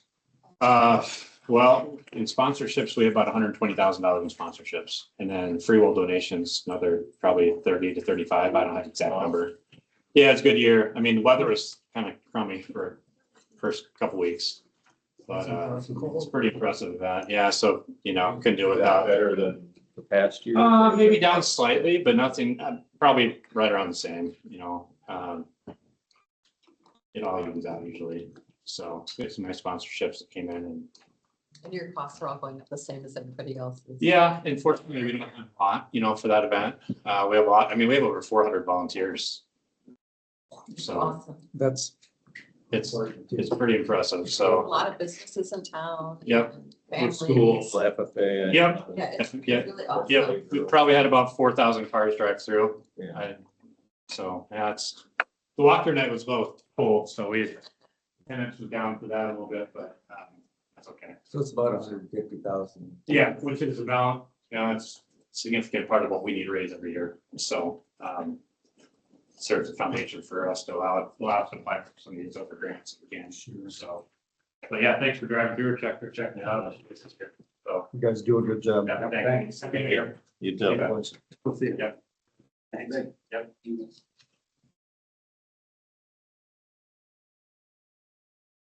What's their funding request from the board? 10,000.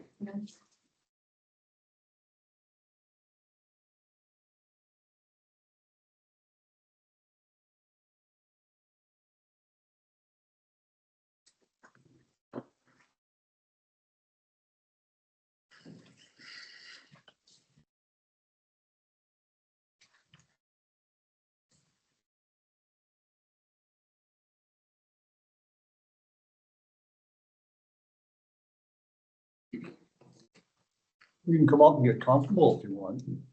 Sounds good. Kristen, are you coming on up or are you just gonna sit over there? I'm happy to sit in the corner and listen. Yeah.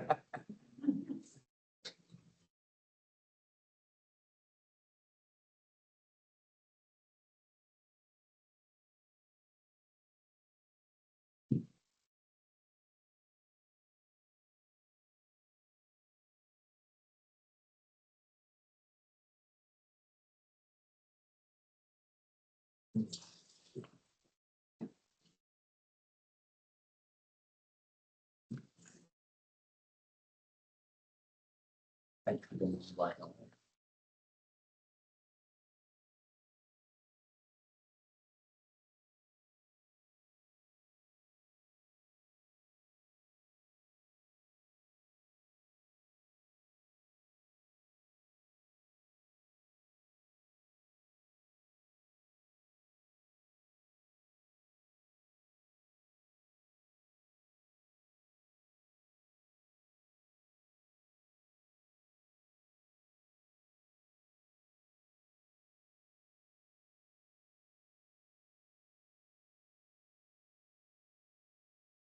Is this gonna be? Yes. Autumn, if you could put up the PowerPoint presentation. Thank you.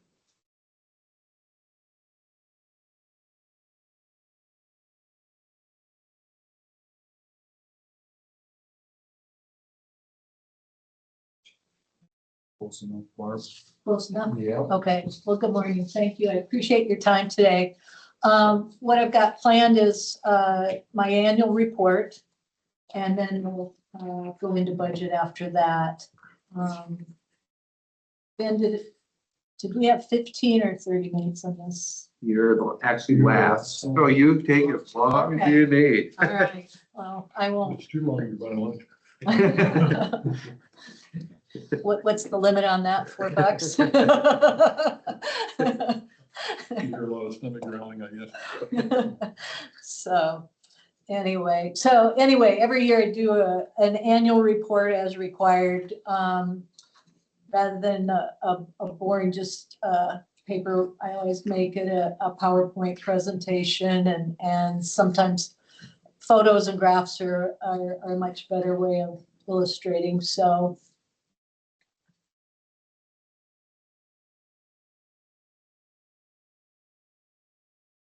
we've got our mission statement, and we really do follow this, that, you know, our responsibility is to provide a wide ranging opportunities to the public for outdoor recreation, and then education and programming. So, and you know, we're blessed by being in Northeast Iowa and having the resources to, you know, we've got a lake, we've got a river, we've got streams, we've got farm pond. We've got a lot of opportunities for the public to recreate. And our educational programming, we're in every college, every school district, and within that, every grade level. And then we go to the private schools.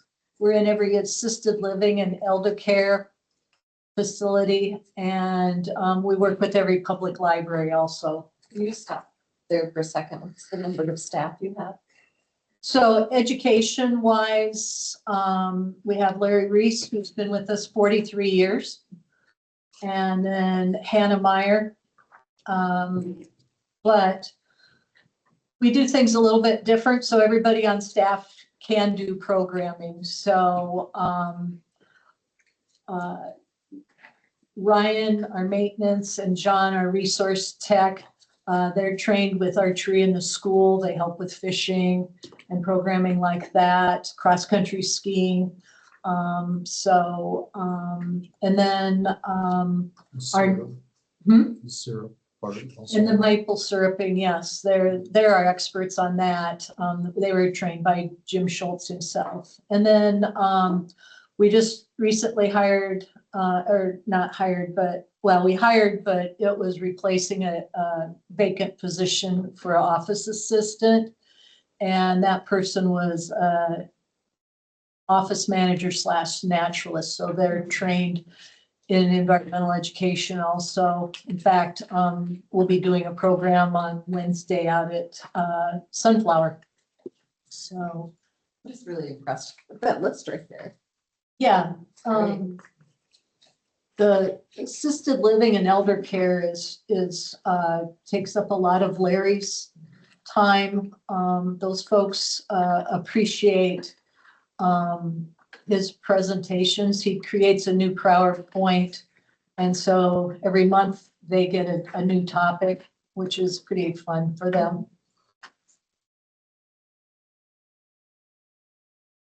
So we have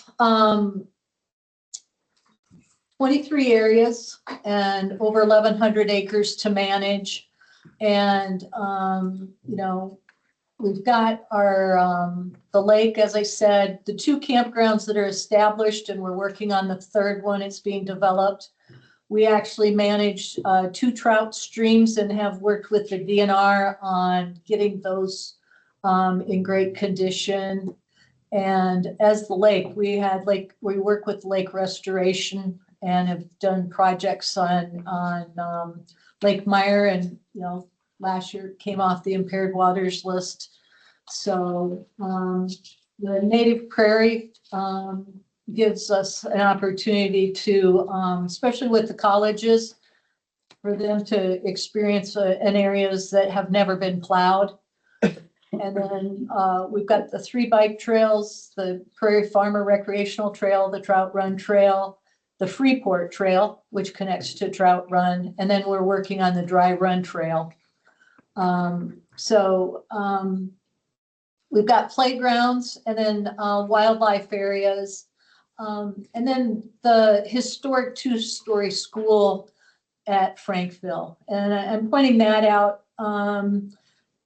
This is one that I do not have in the budget. The County Conservation Board needs to discuss it, but there's a few grants that we've been researching, and we need a new roof, and the windows probably need to be repaired. So we're looking at some of those historic grants. So we may have to come back to the table once we know where we're at on money, and if the Conservation Board wants to move forward with working on repairs of the Frankville School.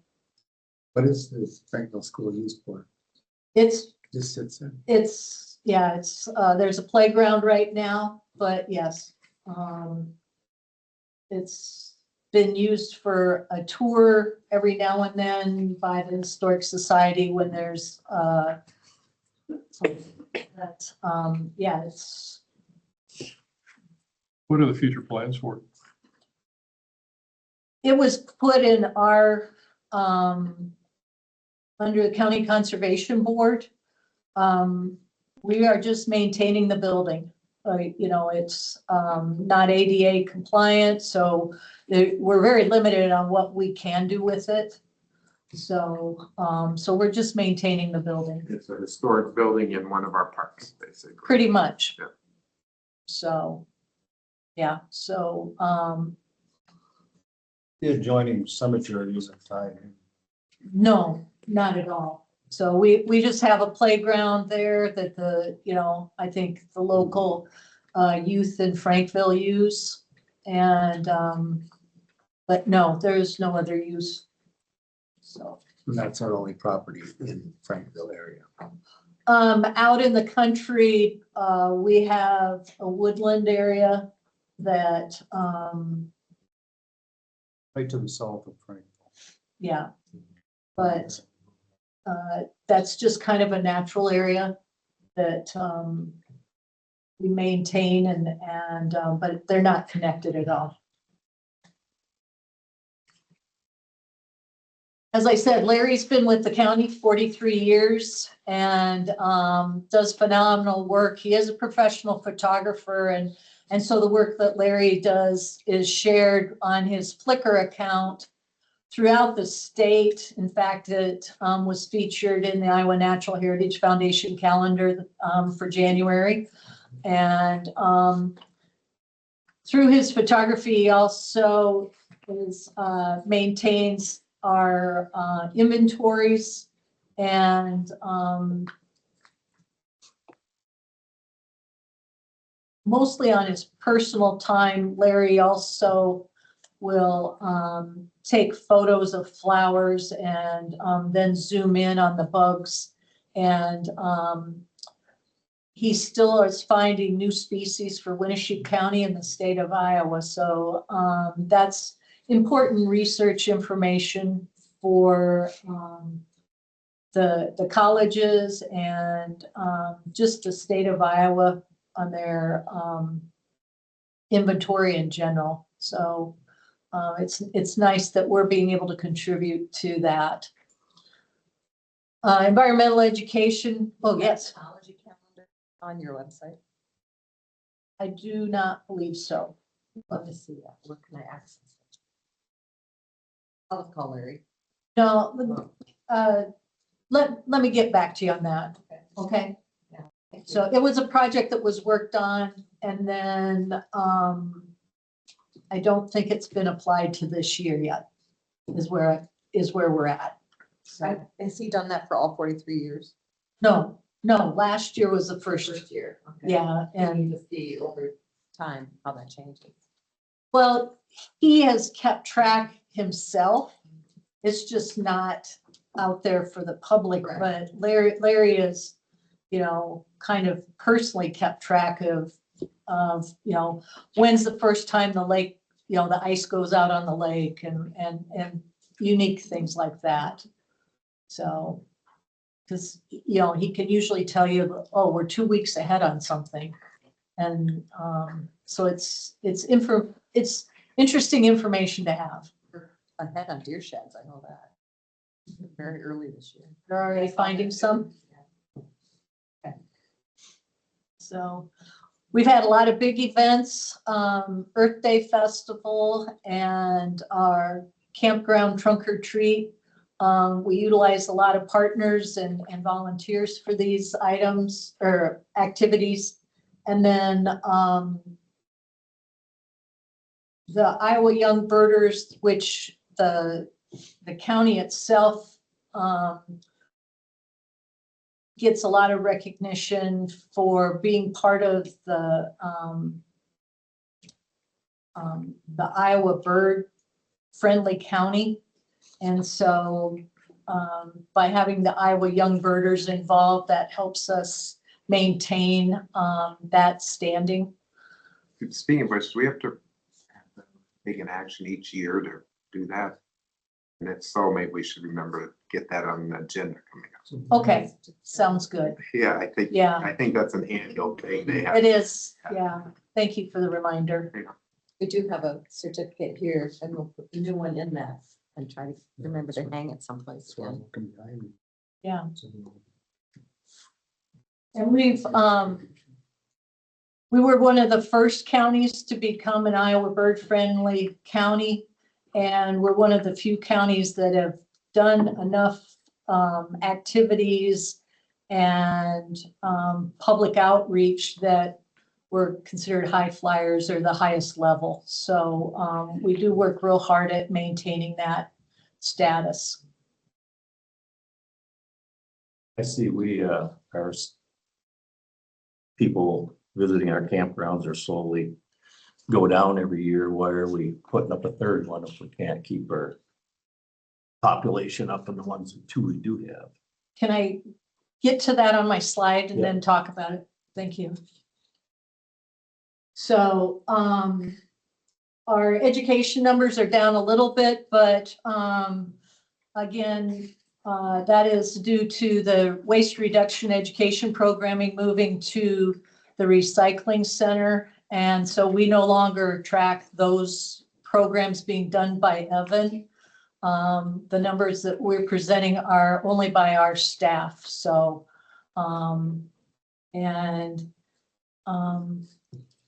in relation to, you know, the fact that the recycling was under us for a couple of years, we're still having high numbers.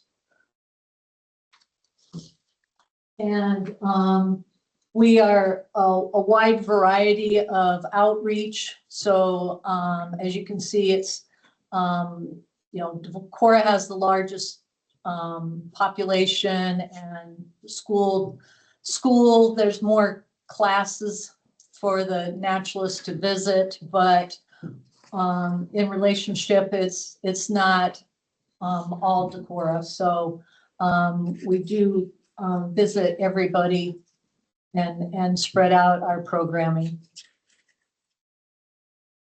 And we do take advantage of our RSVP locally and other folks who are just not seniors, but are interested in conservation and being involved. So we are part of the service enterprise still. So they take that hours and have a multiplier. So as you can see, it has a value of a part-time person by utilizing all these volunteers. So it does have volunteers have a great value to the county. In the past, we've done in-person trail counts. utilizing RSVP. We didn't have any trail grants coming up and some of the other counties in our district were struggling to get volunteers. So all of us have, working with Upper Explorer Land, have trail counters on our trails. And so we're utilizing that for our trail counts solely for the next few years. And the numbers on those are maintaining. So, so we do have our campground numbers. Barb, I have one question, something I don't understand. The Trot Run Trail, is that a Decorah Park and Rec Trail primarily? So, How does that work? I don't know.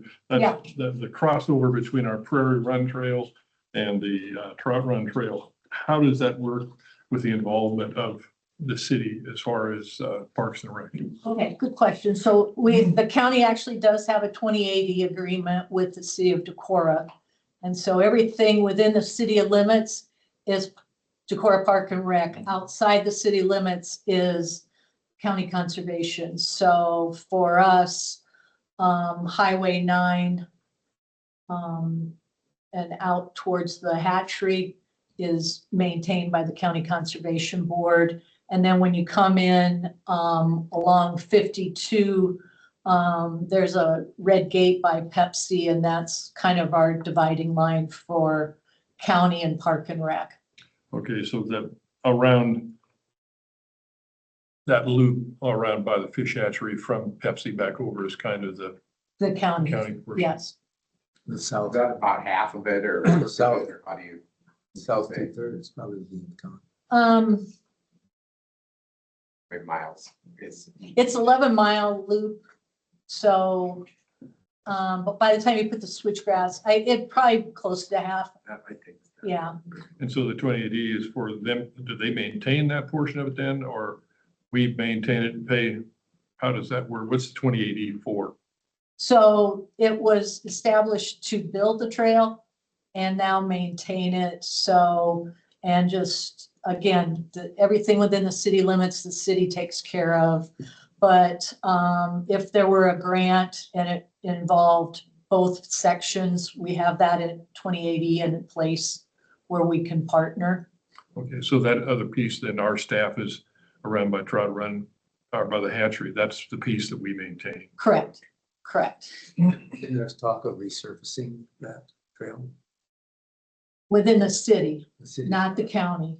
No, we were not part of that discussion, so. And part of that trail, we had to do some maintenance on storm damage. Correct. We, periodically we do, but we haven't put in a grant to actually do any work. So with the Trout Run Trail, it's such a new trail that most of the grants that I would be applying for, we wouldn't qualify. Because when you get the initial grant, you sign an agreement that you will maintain it for 20 years. And that's a new trail, so we haven't reached that threshold. Prairie Farmer is how old? That one's it's not 20 years old either, no. What are you gonna do on a lot of tree roots busting that Prairie Farmer Trail? I've heard the comments over Christmas vacation, different people that have been on it, and they're pretty concerned somebody's gonna get hurt on there. Well, You don't know they're there yet. Somebody's, right. it's getting to be quite an issue.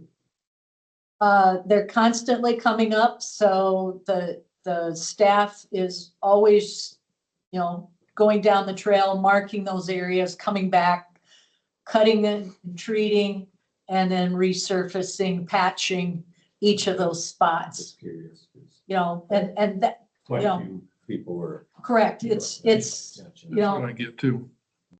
and it is a safety issue, and that's why, they patrol pretty much the trail as much as possible, and we've got a lot of users who call back and let us know if they find an issue.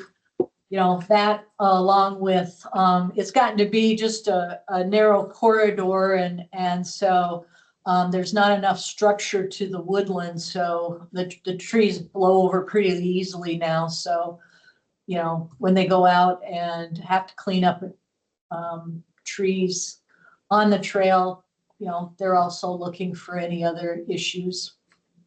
So, And so I would say, community input is wonderful. Like, if you see something on the trail, just give conservation a call, correct, or Park and Rec if it's in. or Park and Rec. If it's within the city limits, correct, but it is, you know, sometimes it's, you swear that it popped up overnight. 'Cause, but yes, and that's where, you know, summer help, when, every Monday they check every park. They also, drive the trail and make sure that, you know, keep an eye out for issues. Do we have any signage on the trails, on our section of the trails that states if you see something, call this number? You know, that's something maybe the conservation board we could talk about too. Okay, all right. That would be a great idea. Because, you know, or some people may It's say. better to get a friendly notice than a complaint later after someone Right. hurt or Right. jumped off the bike. Could just be a report to the website too, rather than a call. Yeah, or something like that. Yeah. Yeah, I'll work with John Lukey on what's the best way to do that, because, you know, is it city section, is it the county section? And then, like in our case, we don't always have somebody in the office to take a call, but we do have an answering machine, so, but yeah, we'll make sure that that's, if we don't have it out there, that we do.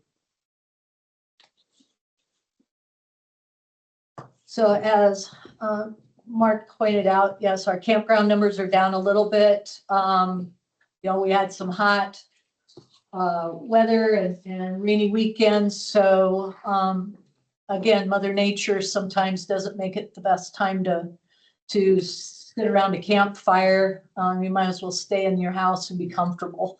But you know, for Lake Meyer, as you can see, over 50%, or, you know, it's almost 50-50 of in county and out of county.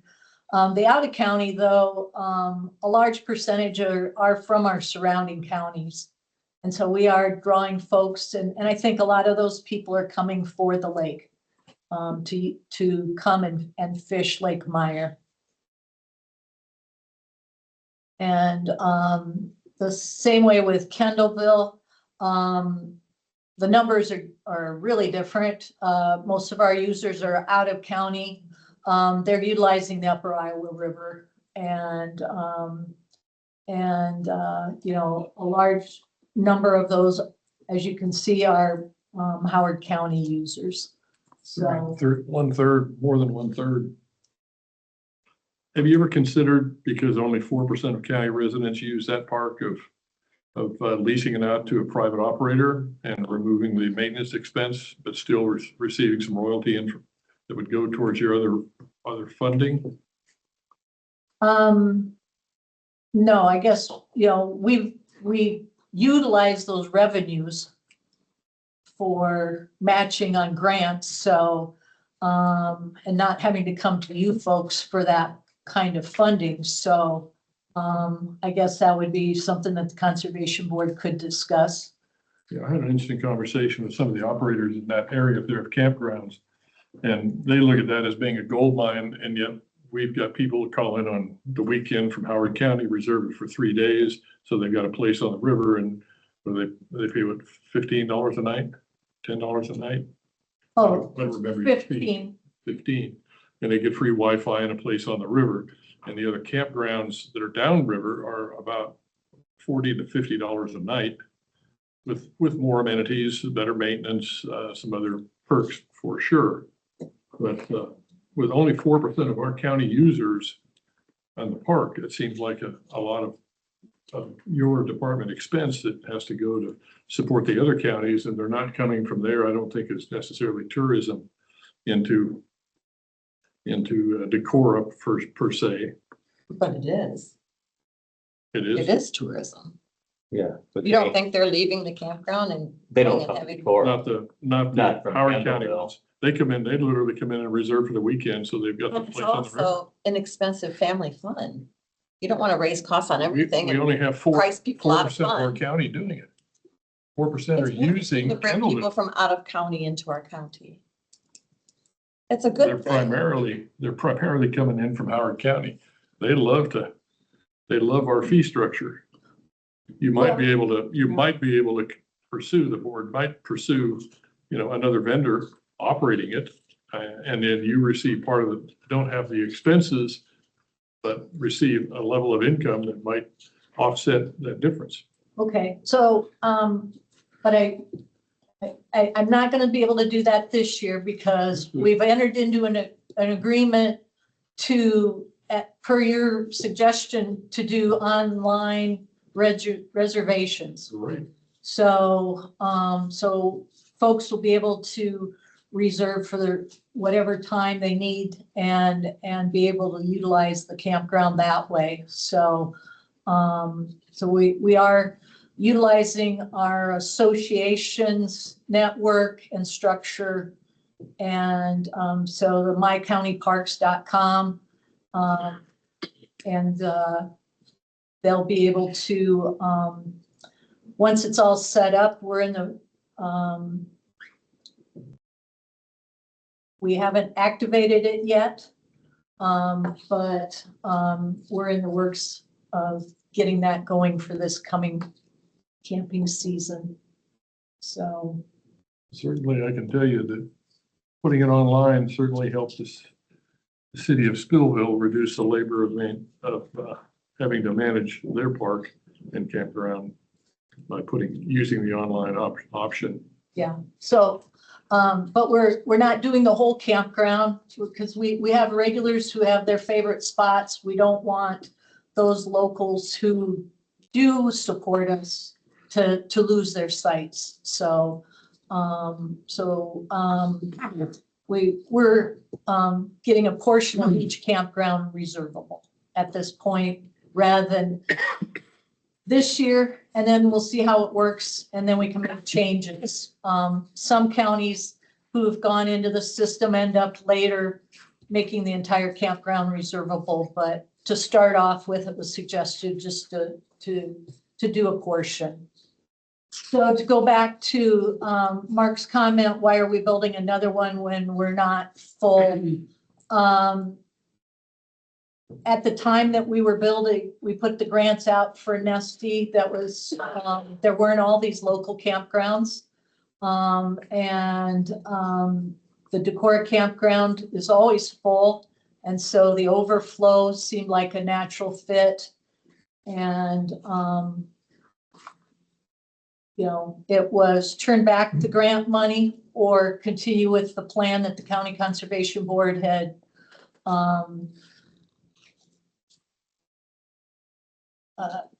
decided on years ago.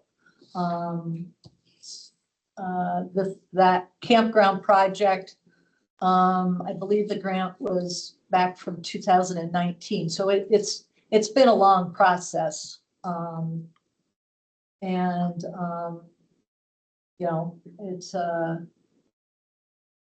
It'll address the type of new campers that Lake Meyer and Kendallville aren't as, those are small, older campgrounds where Nesty is a modern campground, so it has large camping spurs. And when completed, it'll have all the amenities of water and electricity and everything at each site. And that's what these big RVs are looking for. So. Do you have an estimate, a rough idea yet of what the future cost to put the rest of the improvements in for those 32 spaces will be? I haven't adjusted from the, and even worked on that. Back when the master plan was done, costs have changed tremendously. They put a new campground in the northwest corner of Albuquerque County of 32 spaces, and that developer, I think, his cost was around $800,000 for the campground. I don't know that I haven't been there to see it. I don't know what kind of facilities he put in addition. I think that was just the cost of the campground. Right. And so in our case, we're never going to be able to do everything in one fell swoop. So that's why phase one was putting in the campground roadways and the camping spurs. The next phase would be the restroom and then the electric, so everything's going to have to be done in phases. And as that grant money becomes available. Trees. Just as a windbreak or a visual barrier, but once we have an electric and septic plan and all of that figured out, then we can look at that blueprint and plug in trees, shade trees that aren't going to be impacted when they start, trenching in lines. So we'll have to tear the whole thing up basically again, put all the lines and. Not necessarily. I think they can do a lot of that underground burrowing. So. So what's the status of the trail that will run by there? Because that's going to be a huge impact on the usage. Right. We're working with landowners, and the county attorney right now has just finished up working with getting the plats on a piece of property. So it's moving along. But, these are private individuals. So we have federal money. We can't pressure them. It has to be on their timeline. But we are working on that. Have you been able to secure right of ways from the campground or from the Nesty property back towards the bridge on 52? That's what we're working on. Yeah, is that the ones you pretty much have gotten those squared away? We're working on those. Yeah. So. You have a dollar amount, what it's cost so far is what we purchase all the land and water retentions and campground. The land purchased for the trail easements, we have all the grant money already secured. And the retention structures, all of that was funded with a grant from the city and required no county funding. There was. We had the one, We gave our money, yeah. But otherwise, 76 now, 676 or 80, yeah, so, but but it's all federal. I mean, it's taxpayers' money, all federal dollars, taxpayers' dollars. correct. Yes. I just wonder if we had a dollar amount, because I bet people were pretty concerned about a couple of water retentions we put in. That one was $1 million behind Wicks there, and that's a filtration system. I thought we were putting in water retentions. We're doing both. Oh, We're doing both. I thought they were just water retentions we were putting. No, we're doing both. Oh, okay. And actually, both structures do function both ways. They hold the water, the pollutants sink to the bottom, and then the clean water passes through slowly. That was a question I had. I said I'd bring it up. Yeah, I thought they were just water retentions that we were informed and that started, I guess. That was my question. So we have a lot of partnerships, and one fabulous one was the neighbors and friends of Mo Park came together and put up a new shelter and worked with Dale Kittleson. So it's a timber frame, and it's a beautiful addition to the park.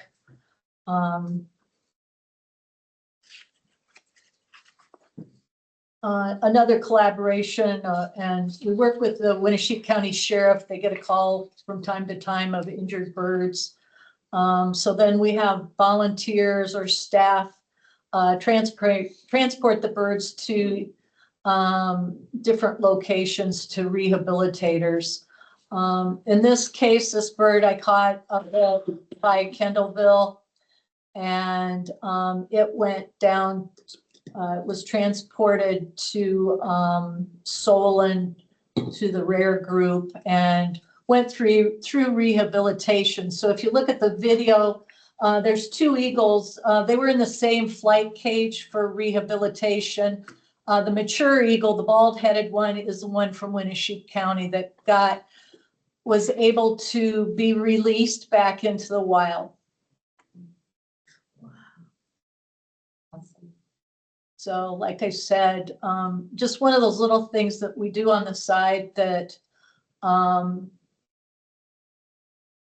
it's, has, Waterloo or DNR once they had a hawk or something. I don't know where he came from. He's in the yard and yeah, they wouldn't. They pretty much brushed me off on it.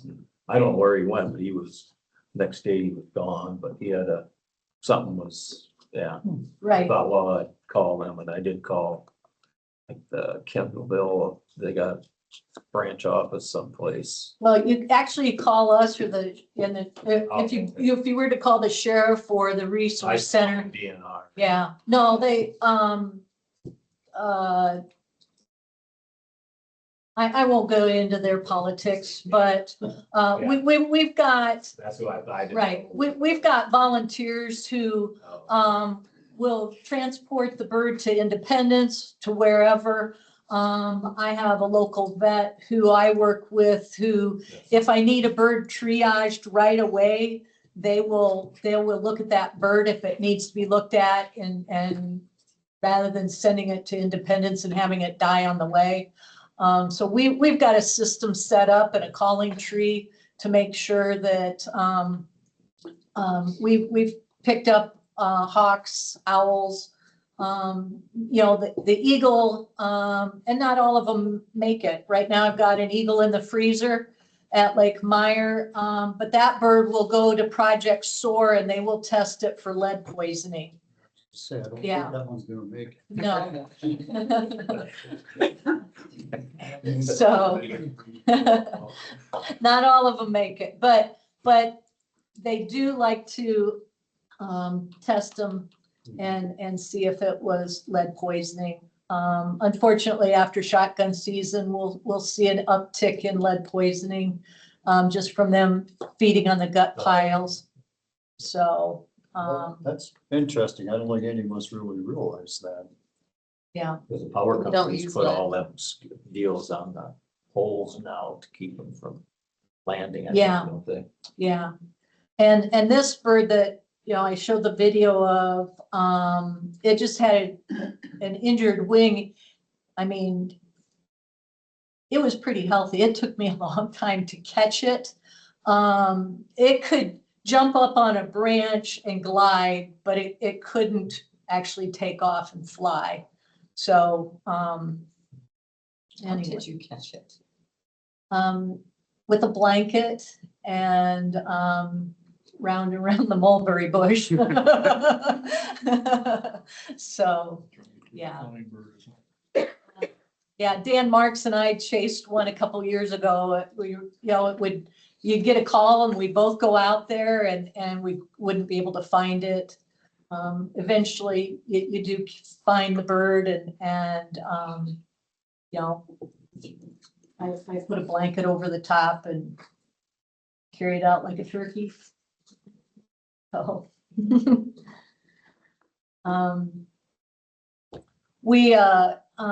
Another partnership is working with the schools. We were able to and the courthouse to secure some grant funding for trees. In the past, we've used this grant for planting on several of our parks. John was able to work with the schools and find areas on each of those schools and here at the courthouse that needed trees.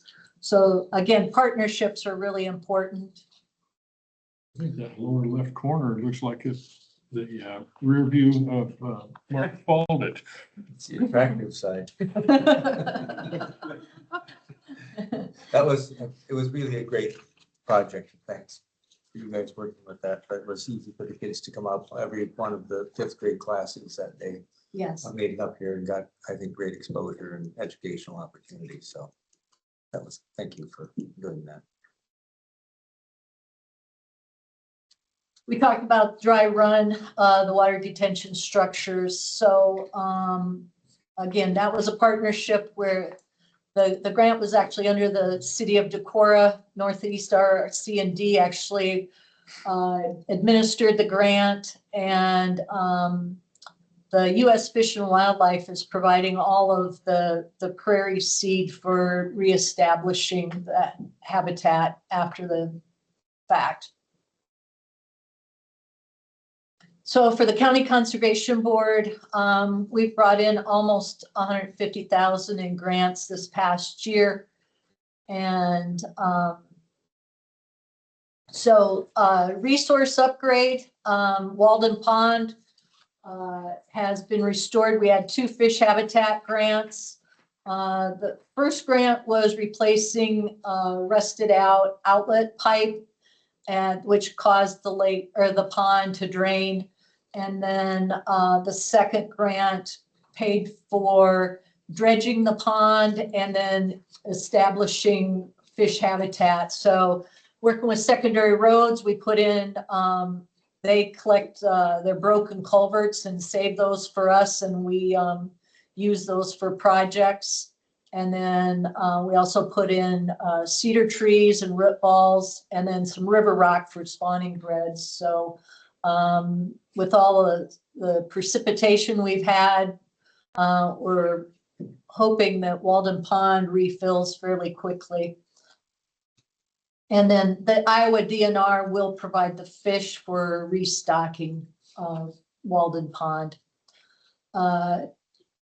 We have the Land and Water Conservation Fund funded the phase 1 of the Nesty Valley Recreation Area, doing the campground spurs and roadways within that campground. And then on the driveway entrance into the park, it was a single track. Now it is actually a county road, and 2 cars can meet each other, where before somebody had to back up. Another facility upgrade was Build with Bags, where we replaced the old wooden picnic tables with recycled plastic. Now all of our parks have recycled, or all of our shelters have recycled plastic picnic tables. So that's a huge savings for maintenance in the future. That comes from like the grocery. Walmart. The grocery bags, yes. Yeah, and we had a letter of support from the Decorah Fairway. They collected bags. Because they can't recycle them, so they can't, the landfill just assume they didn't come out there. But Right. it's a And good place for them. Iowa Falls, there's plastic recycling where they actually build, take the bags and actually create these boards.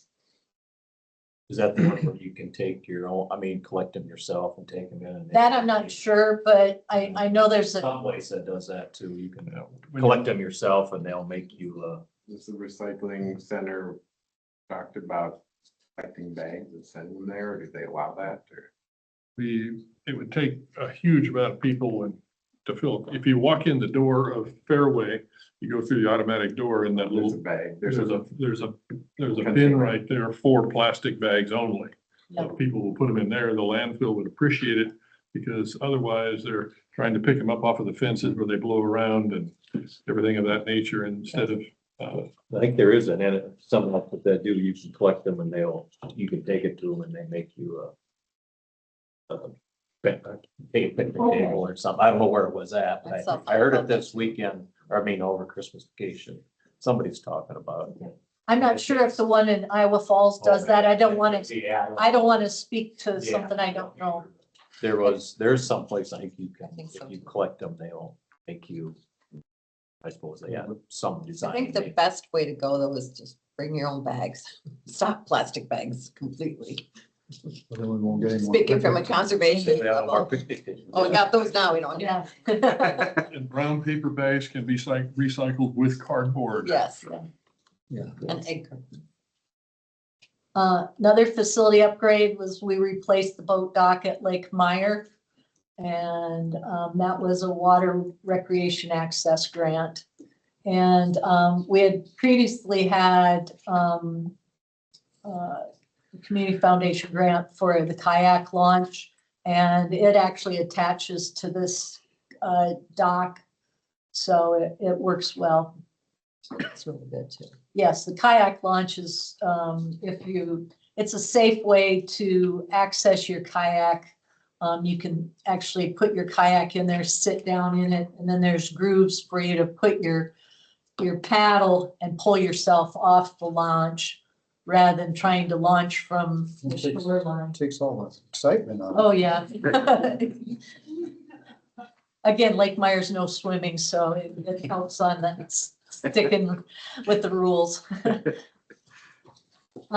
We did finish our FEMA finally. But we've got our last of our contractors done, so that project's done for the year, and hopefully it doesn't set us up for another one. But anyway, that's been a lot of work that's gotten done on Trout Run Trail, Prairie Farmer Trail, Kendallville, canoe access, a variety of locations. So upcoming projects for 2026, as I said, we've started the work to having a online campground registration with our association, mycountyparks.com. We're looking into grants for new roof and windows for Frankville School. We're working continually on the Dry Run Trail on the easements, and we'll be looking at starting Bridge 1, which would be requesting engineering proposals. The guys right now with the weather are working inside at, with the Lake Meyer Nature Center remodel and sheet rocking. A few years ago, we gutted the center, did spray foam insulation, rewired, and now they're, it's a good winter project. We submitted a grant to rip wrap the dam side of Walden Pond where the wind would come across, and on the east shore, partial east shoreline also. The riprap will protect that new soil, but also any future muskrat and kind of deter those critters from destroying the pond. The forest management, I put that up there just to talk about that. The Forest Resiliency Grant, we have not heard back. We've been told in the next week or two, there's going to be an announcement. So one way or another, whether it's being contracted or if it's our staff doing the work, that's ahead for 2026. So anyway, that's kind of been 2025 in a snapshot. And for 2026, the County Conservation Board's looking at, we have part-time help, and that salary has not changed in ever. So we thought increase it a little bit, and maybe we can keep a staff person a little bit longer. That's been kind of a revolving chair. And then we need to replace one of the trucks. And so our motor vehicle line item is only 30,000. So we'd like to bump that up to 50,000. The cost of trucks, that'll at least get us in the ballpark. So, without knowing what Frankville will be, or if the Conservation Board wants to continue working on that project, right now we're looking at 21,500 for a request from the Board of Supervisors in our operating budget. So. Are you replacing one of your right on your zero-turn mowers for the 9,000? Is that it you budgeted? That's for equipment? That's always there, and to replace it, we would have to have 15. Yes. So, it goes towards repairs, and The one mower actually has a broom for sweeping the trail, which needs to be replaced every so often. So there are expenses to those mowers. Aside from just the general purchase. You contract out about half of the mowing with the remote parks and so forth. Correct. Not necessarily remote. The more remote, the harder it is to get a contractor. But like the ones that are here in like Freeport Park and Moe Park and Chattahoochee, they're all kind of clustered. We're able to contract those. The annual question to you guys as board members is, what's the reason we can't plow out Chattahoochee so we can access the field back there for hiking and skiing? One, the County Conservation Board does not have a plow truck. We have a dump truck, but that stays within Lake Meyer.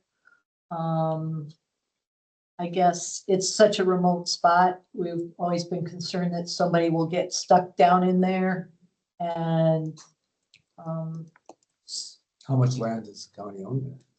we just have the canoe access and it's a small portion, but it's a parking lot and a picnic shelter. But So it's private land otherwise, yeah. well, but It's Luther owns the the land, back, yes, so it's not a public access. right. So, But it's available through Luther. Luther gives permission to hike in. yeah.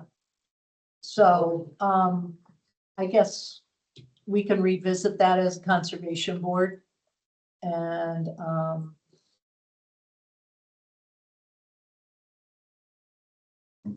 We're talking about. yeah. So, is there a lot of, you'll have to excuse me, I don't go that direction, so is there a lot of, You park, yeah. okay, We park at the gate now and walk in. right, But when I go down there, it is used quite a bit by dog owners. okay, all right. I do know it is our biggest spot for dumping and trash. Trash, yeah, I believe that. Because there's no trash there. Well, all our parks are carry in and carry out. Yeah. And so it's out of sight, so it's an easy place to dump, unfortunately. I think I've been there a lot, probably at least once a week all summer, and I never saw trash, so that's good. Well, hopefully that means the guys are doing their job. Or that nobody's leaving it either. Oh, no, they do, believe me, That's too bad. believe me, that's, yeah. Any other questions? Well, I appreciate your time and considerations. Thank you. Thank you. Great job. Thank you. Thanks, Barb. 2 o'clock back here, I think she owes lunch. That was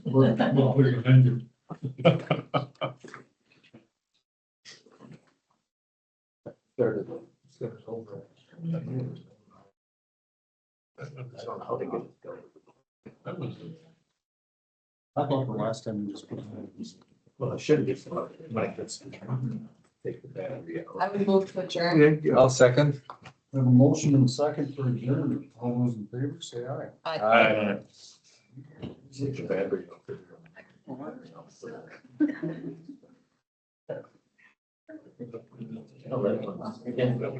It's going. Out there, but this one here, we'll take the battery out of this one. Take the battery out. Take that and try it, or? I can't figure it out. You're putting on there, Mark? There's a reset, but I push. I don't know, you gotta. Right down the bottom.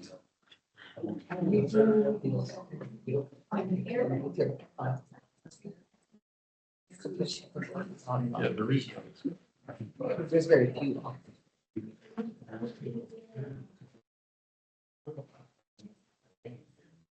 Big space.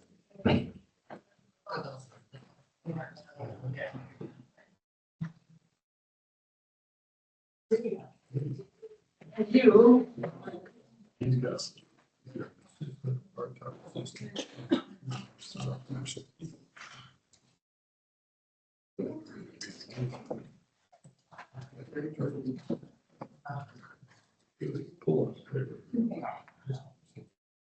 Well.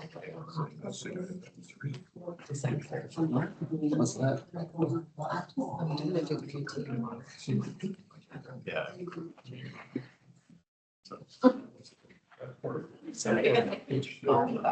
You know,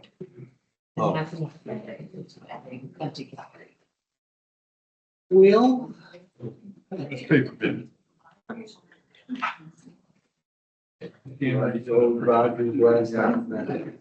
was quite a bit. What? I was gonna see if that clock, where it stops. Stop this soon again, or? You're gonna be sitting here a little while. Wildly. That's here till noon and. Take the bad, take the reset. Yeah.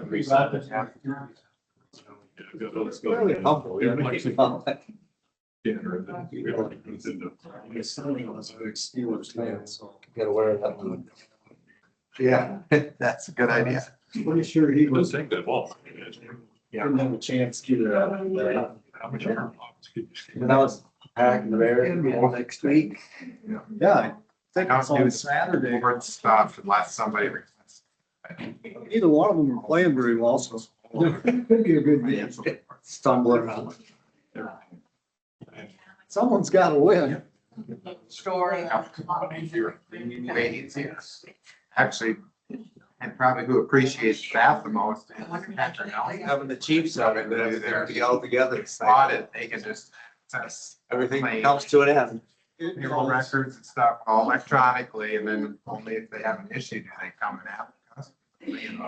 So we don't hear much from them because they see it and make sure we did it right. And I know. I'm the same.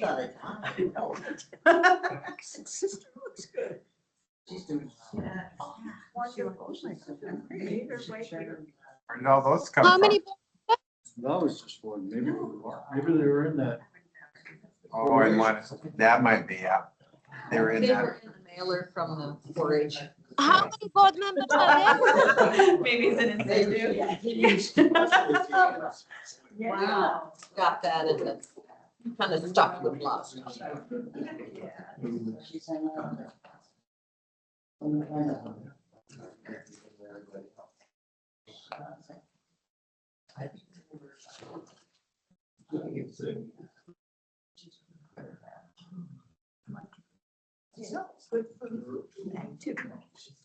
Got quite a bit for next week, then, too.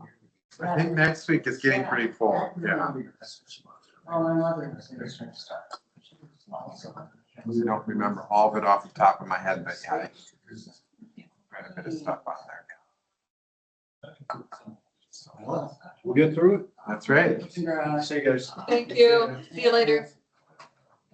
They'll even bring meals. There are still 3 supervisors in the room, Fatima.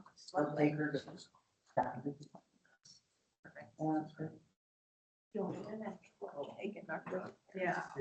Yeah, I know, actually, we're going over to George's labor. Good to see you. Yeah. Hey, Happy New Year. Yeah, happy New Year. Are you still baking? I went on the food about that. Mark, before you go, do you want to go through these slides just real quick and see if there's anything you want me to edit? Yeah, my story. Thank you. Is it? I already have it created. So I just went in and added you. Okay. This is like introducing us, Step one. introducing the whole board. Who is up for reelection? I know. Why did we run? This is where, should we just do those 4 bullet points or do you have something else to add? Do you want me to add or just take that one off? Or PayPal, like there's a PayPal. It's basic. We go Basically, I was ran to the entire county. So What's there's I would say that I ran this. one, well, several customers, but I have one customer who's every week who always uses PayPal. As a 4th bullet point, And that's another. he actually was out there one time. I was restocking. Cost you for me to use the card? It does. County's interests or just entire county? Yeah. But it's tax deductible, so Oh. I can Okay. deduct it on my taxes later, so it I really. think this is a tough one. Uh-huh. That's one of these ones, just reminding them what, how it's set up and why. Kind of an overview of county board district. and we- They must get. we do. Or something, because there was years, decades, no, that wasn't even a part of the sub process. And what the districts look like. And so that's. I was gonna say. Yeah. And we should. And so that's why. Actually, it's. And on this slide, tell them, Oh, yeah. Yeah. the Secretary of State's office. That's why And it depends on what card. Should count. Ours at the farmer's market. They Yeah. all, and we are, a lot of them 4% now. Yeah. Duties, general duties. And I, like I said, I do. Steve, I want to show you this. If you ever want me to send it to you, to fit you, I'm sorry. I didn't- we're doing a thing with Luther. And I have this PowerPoint put together that I had done just for myself for another classroom I worked with. So now I changed it to include him. This is editable easily, so if you're ever presenting as a supervisor about who we are, like the start meeting, Yeah. election, this is all. Yeah, so. I ran, Yeah. I would code, the supervisors, it's just kind of an overview of supervising. Drop by everything. I've delivered to you too. So if you ever want, actually, you take a copy and then you can edit it, or Yeah. I know, yeah. You they're know, helpful, they're just helpful. So The, anyway, there's that meeting, that sunshine law, You do good work. webinar for an hour. You see that on ISAC? What do you want? Webinar for sunshine. Right now. anything about this. So I mean. You know, I have a new kid, right? Nothing. We You have, need a goat? no, no, the child, the teenager, And then the end of it deals with, It's noon on the 14th. my brother's daughter. Is ISAC, We have had custody since August. ISAC, webinar and sunshine law. I mean, she's great. She's a great. Yes, no. this deals with, ISAC. Oh, yeah, she's from Being the a certified county supervisor, so you can use all this too. Yeah, so. Just shows the three that are, So much busier than I remember when and having. here's the association account. And then this, like, I could just take this slide out and redo it to Did I have a bunch? Our kids are only a couple. the ending, so thank you. So it's like, yeah. Is she in? Anytime you need it for She's anything, not into sports, but she's very to into do one of music. these and send it to you, just your picture. I of it. try to. I know, but it does help. Well, I used to do a lot of this and Uh-huh. just, and trying to put, the slide ins and try to use them. It's awesome. I'm not It's crazy. usually proficient at it, but I Oh, make it work. I used to do it on business presentations Yeah. and stuff, but sales stuff, but, so now it's. I'm gonna see if that. I try to do everything I can to. That pot, you hit the reset and it went. You do all your paper? And I'm wondering if You gotta file all your paper? it'll start ticking again, it'll be right. What do you do with all this? I figured I'm this close, I'll wait and see, because otherwise I'll hit the button again at noon. Everything you had to do with that meeting is in it. Yeah. But, if you buy So. Just kind of. When I- your scanner, Yes. it's gone. Pretty much everything. So that's what I'm doing, so it's not- It's right there. Just moving. And you just take the week and you put a file in, Next time she's gonna make. order, I know. meeting dates, I know. and it's all So in there. every couple of weeks, we say, okay, this is the night, you are in charge of supper. Not too much, and all these boards. And I know. A lot of those. this week, she decided she wanted to make lasagna. They all have them at their clinic, at their organization, so I recycle them. Yeah, it's just, yeah, that's it. So I was, My I son- love my scanners. That's what I love. Thank you. It's all on, they have it all on their iPads for us. So we just look at the, walk away with the stack. And that was getting to be much better too. I wish they did that, because they give me a stack like this every time. Yeah, that's for sure. Oh, I know. Yeah. But Northeast Iowa Community Action. On my birthday, Dad was still kind of Oh, sick, yeah. but she came and went out for supper with us, so. Oh, okay. we got her. I was seeing people back Yeah. I know. Kate found them out. There's only one left, one supervisor left. All of our conversations.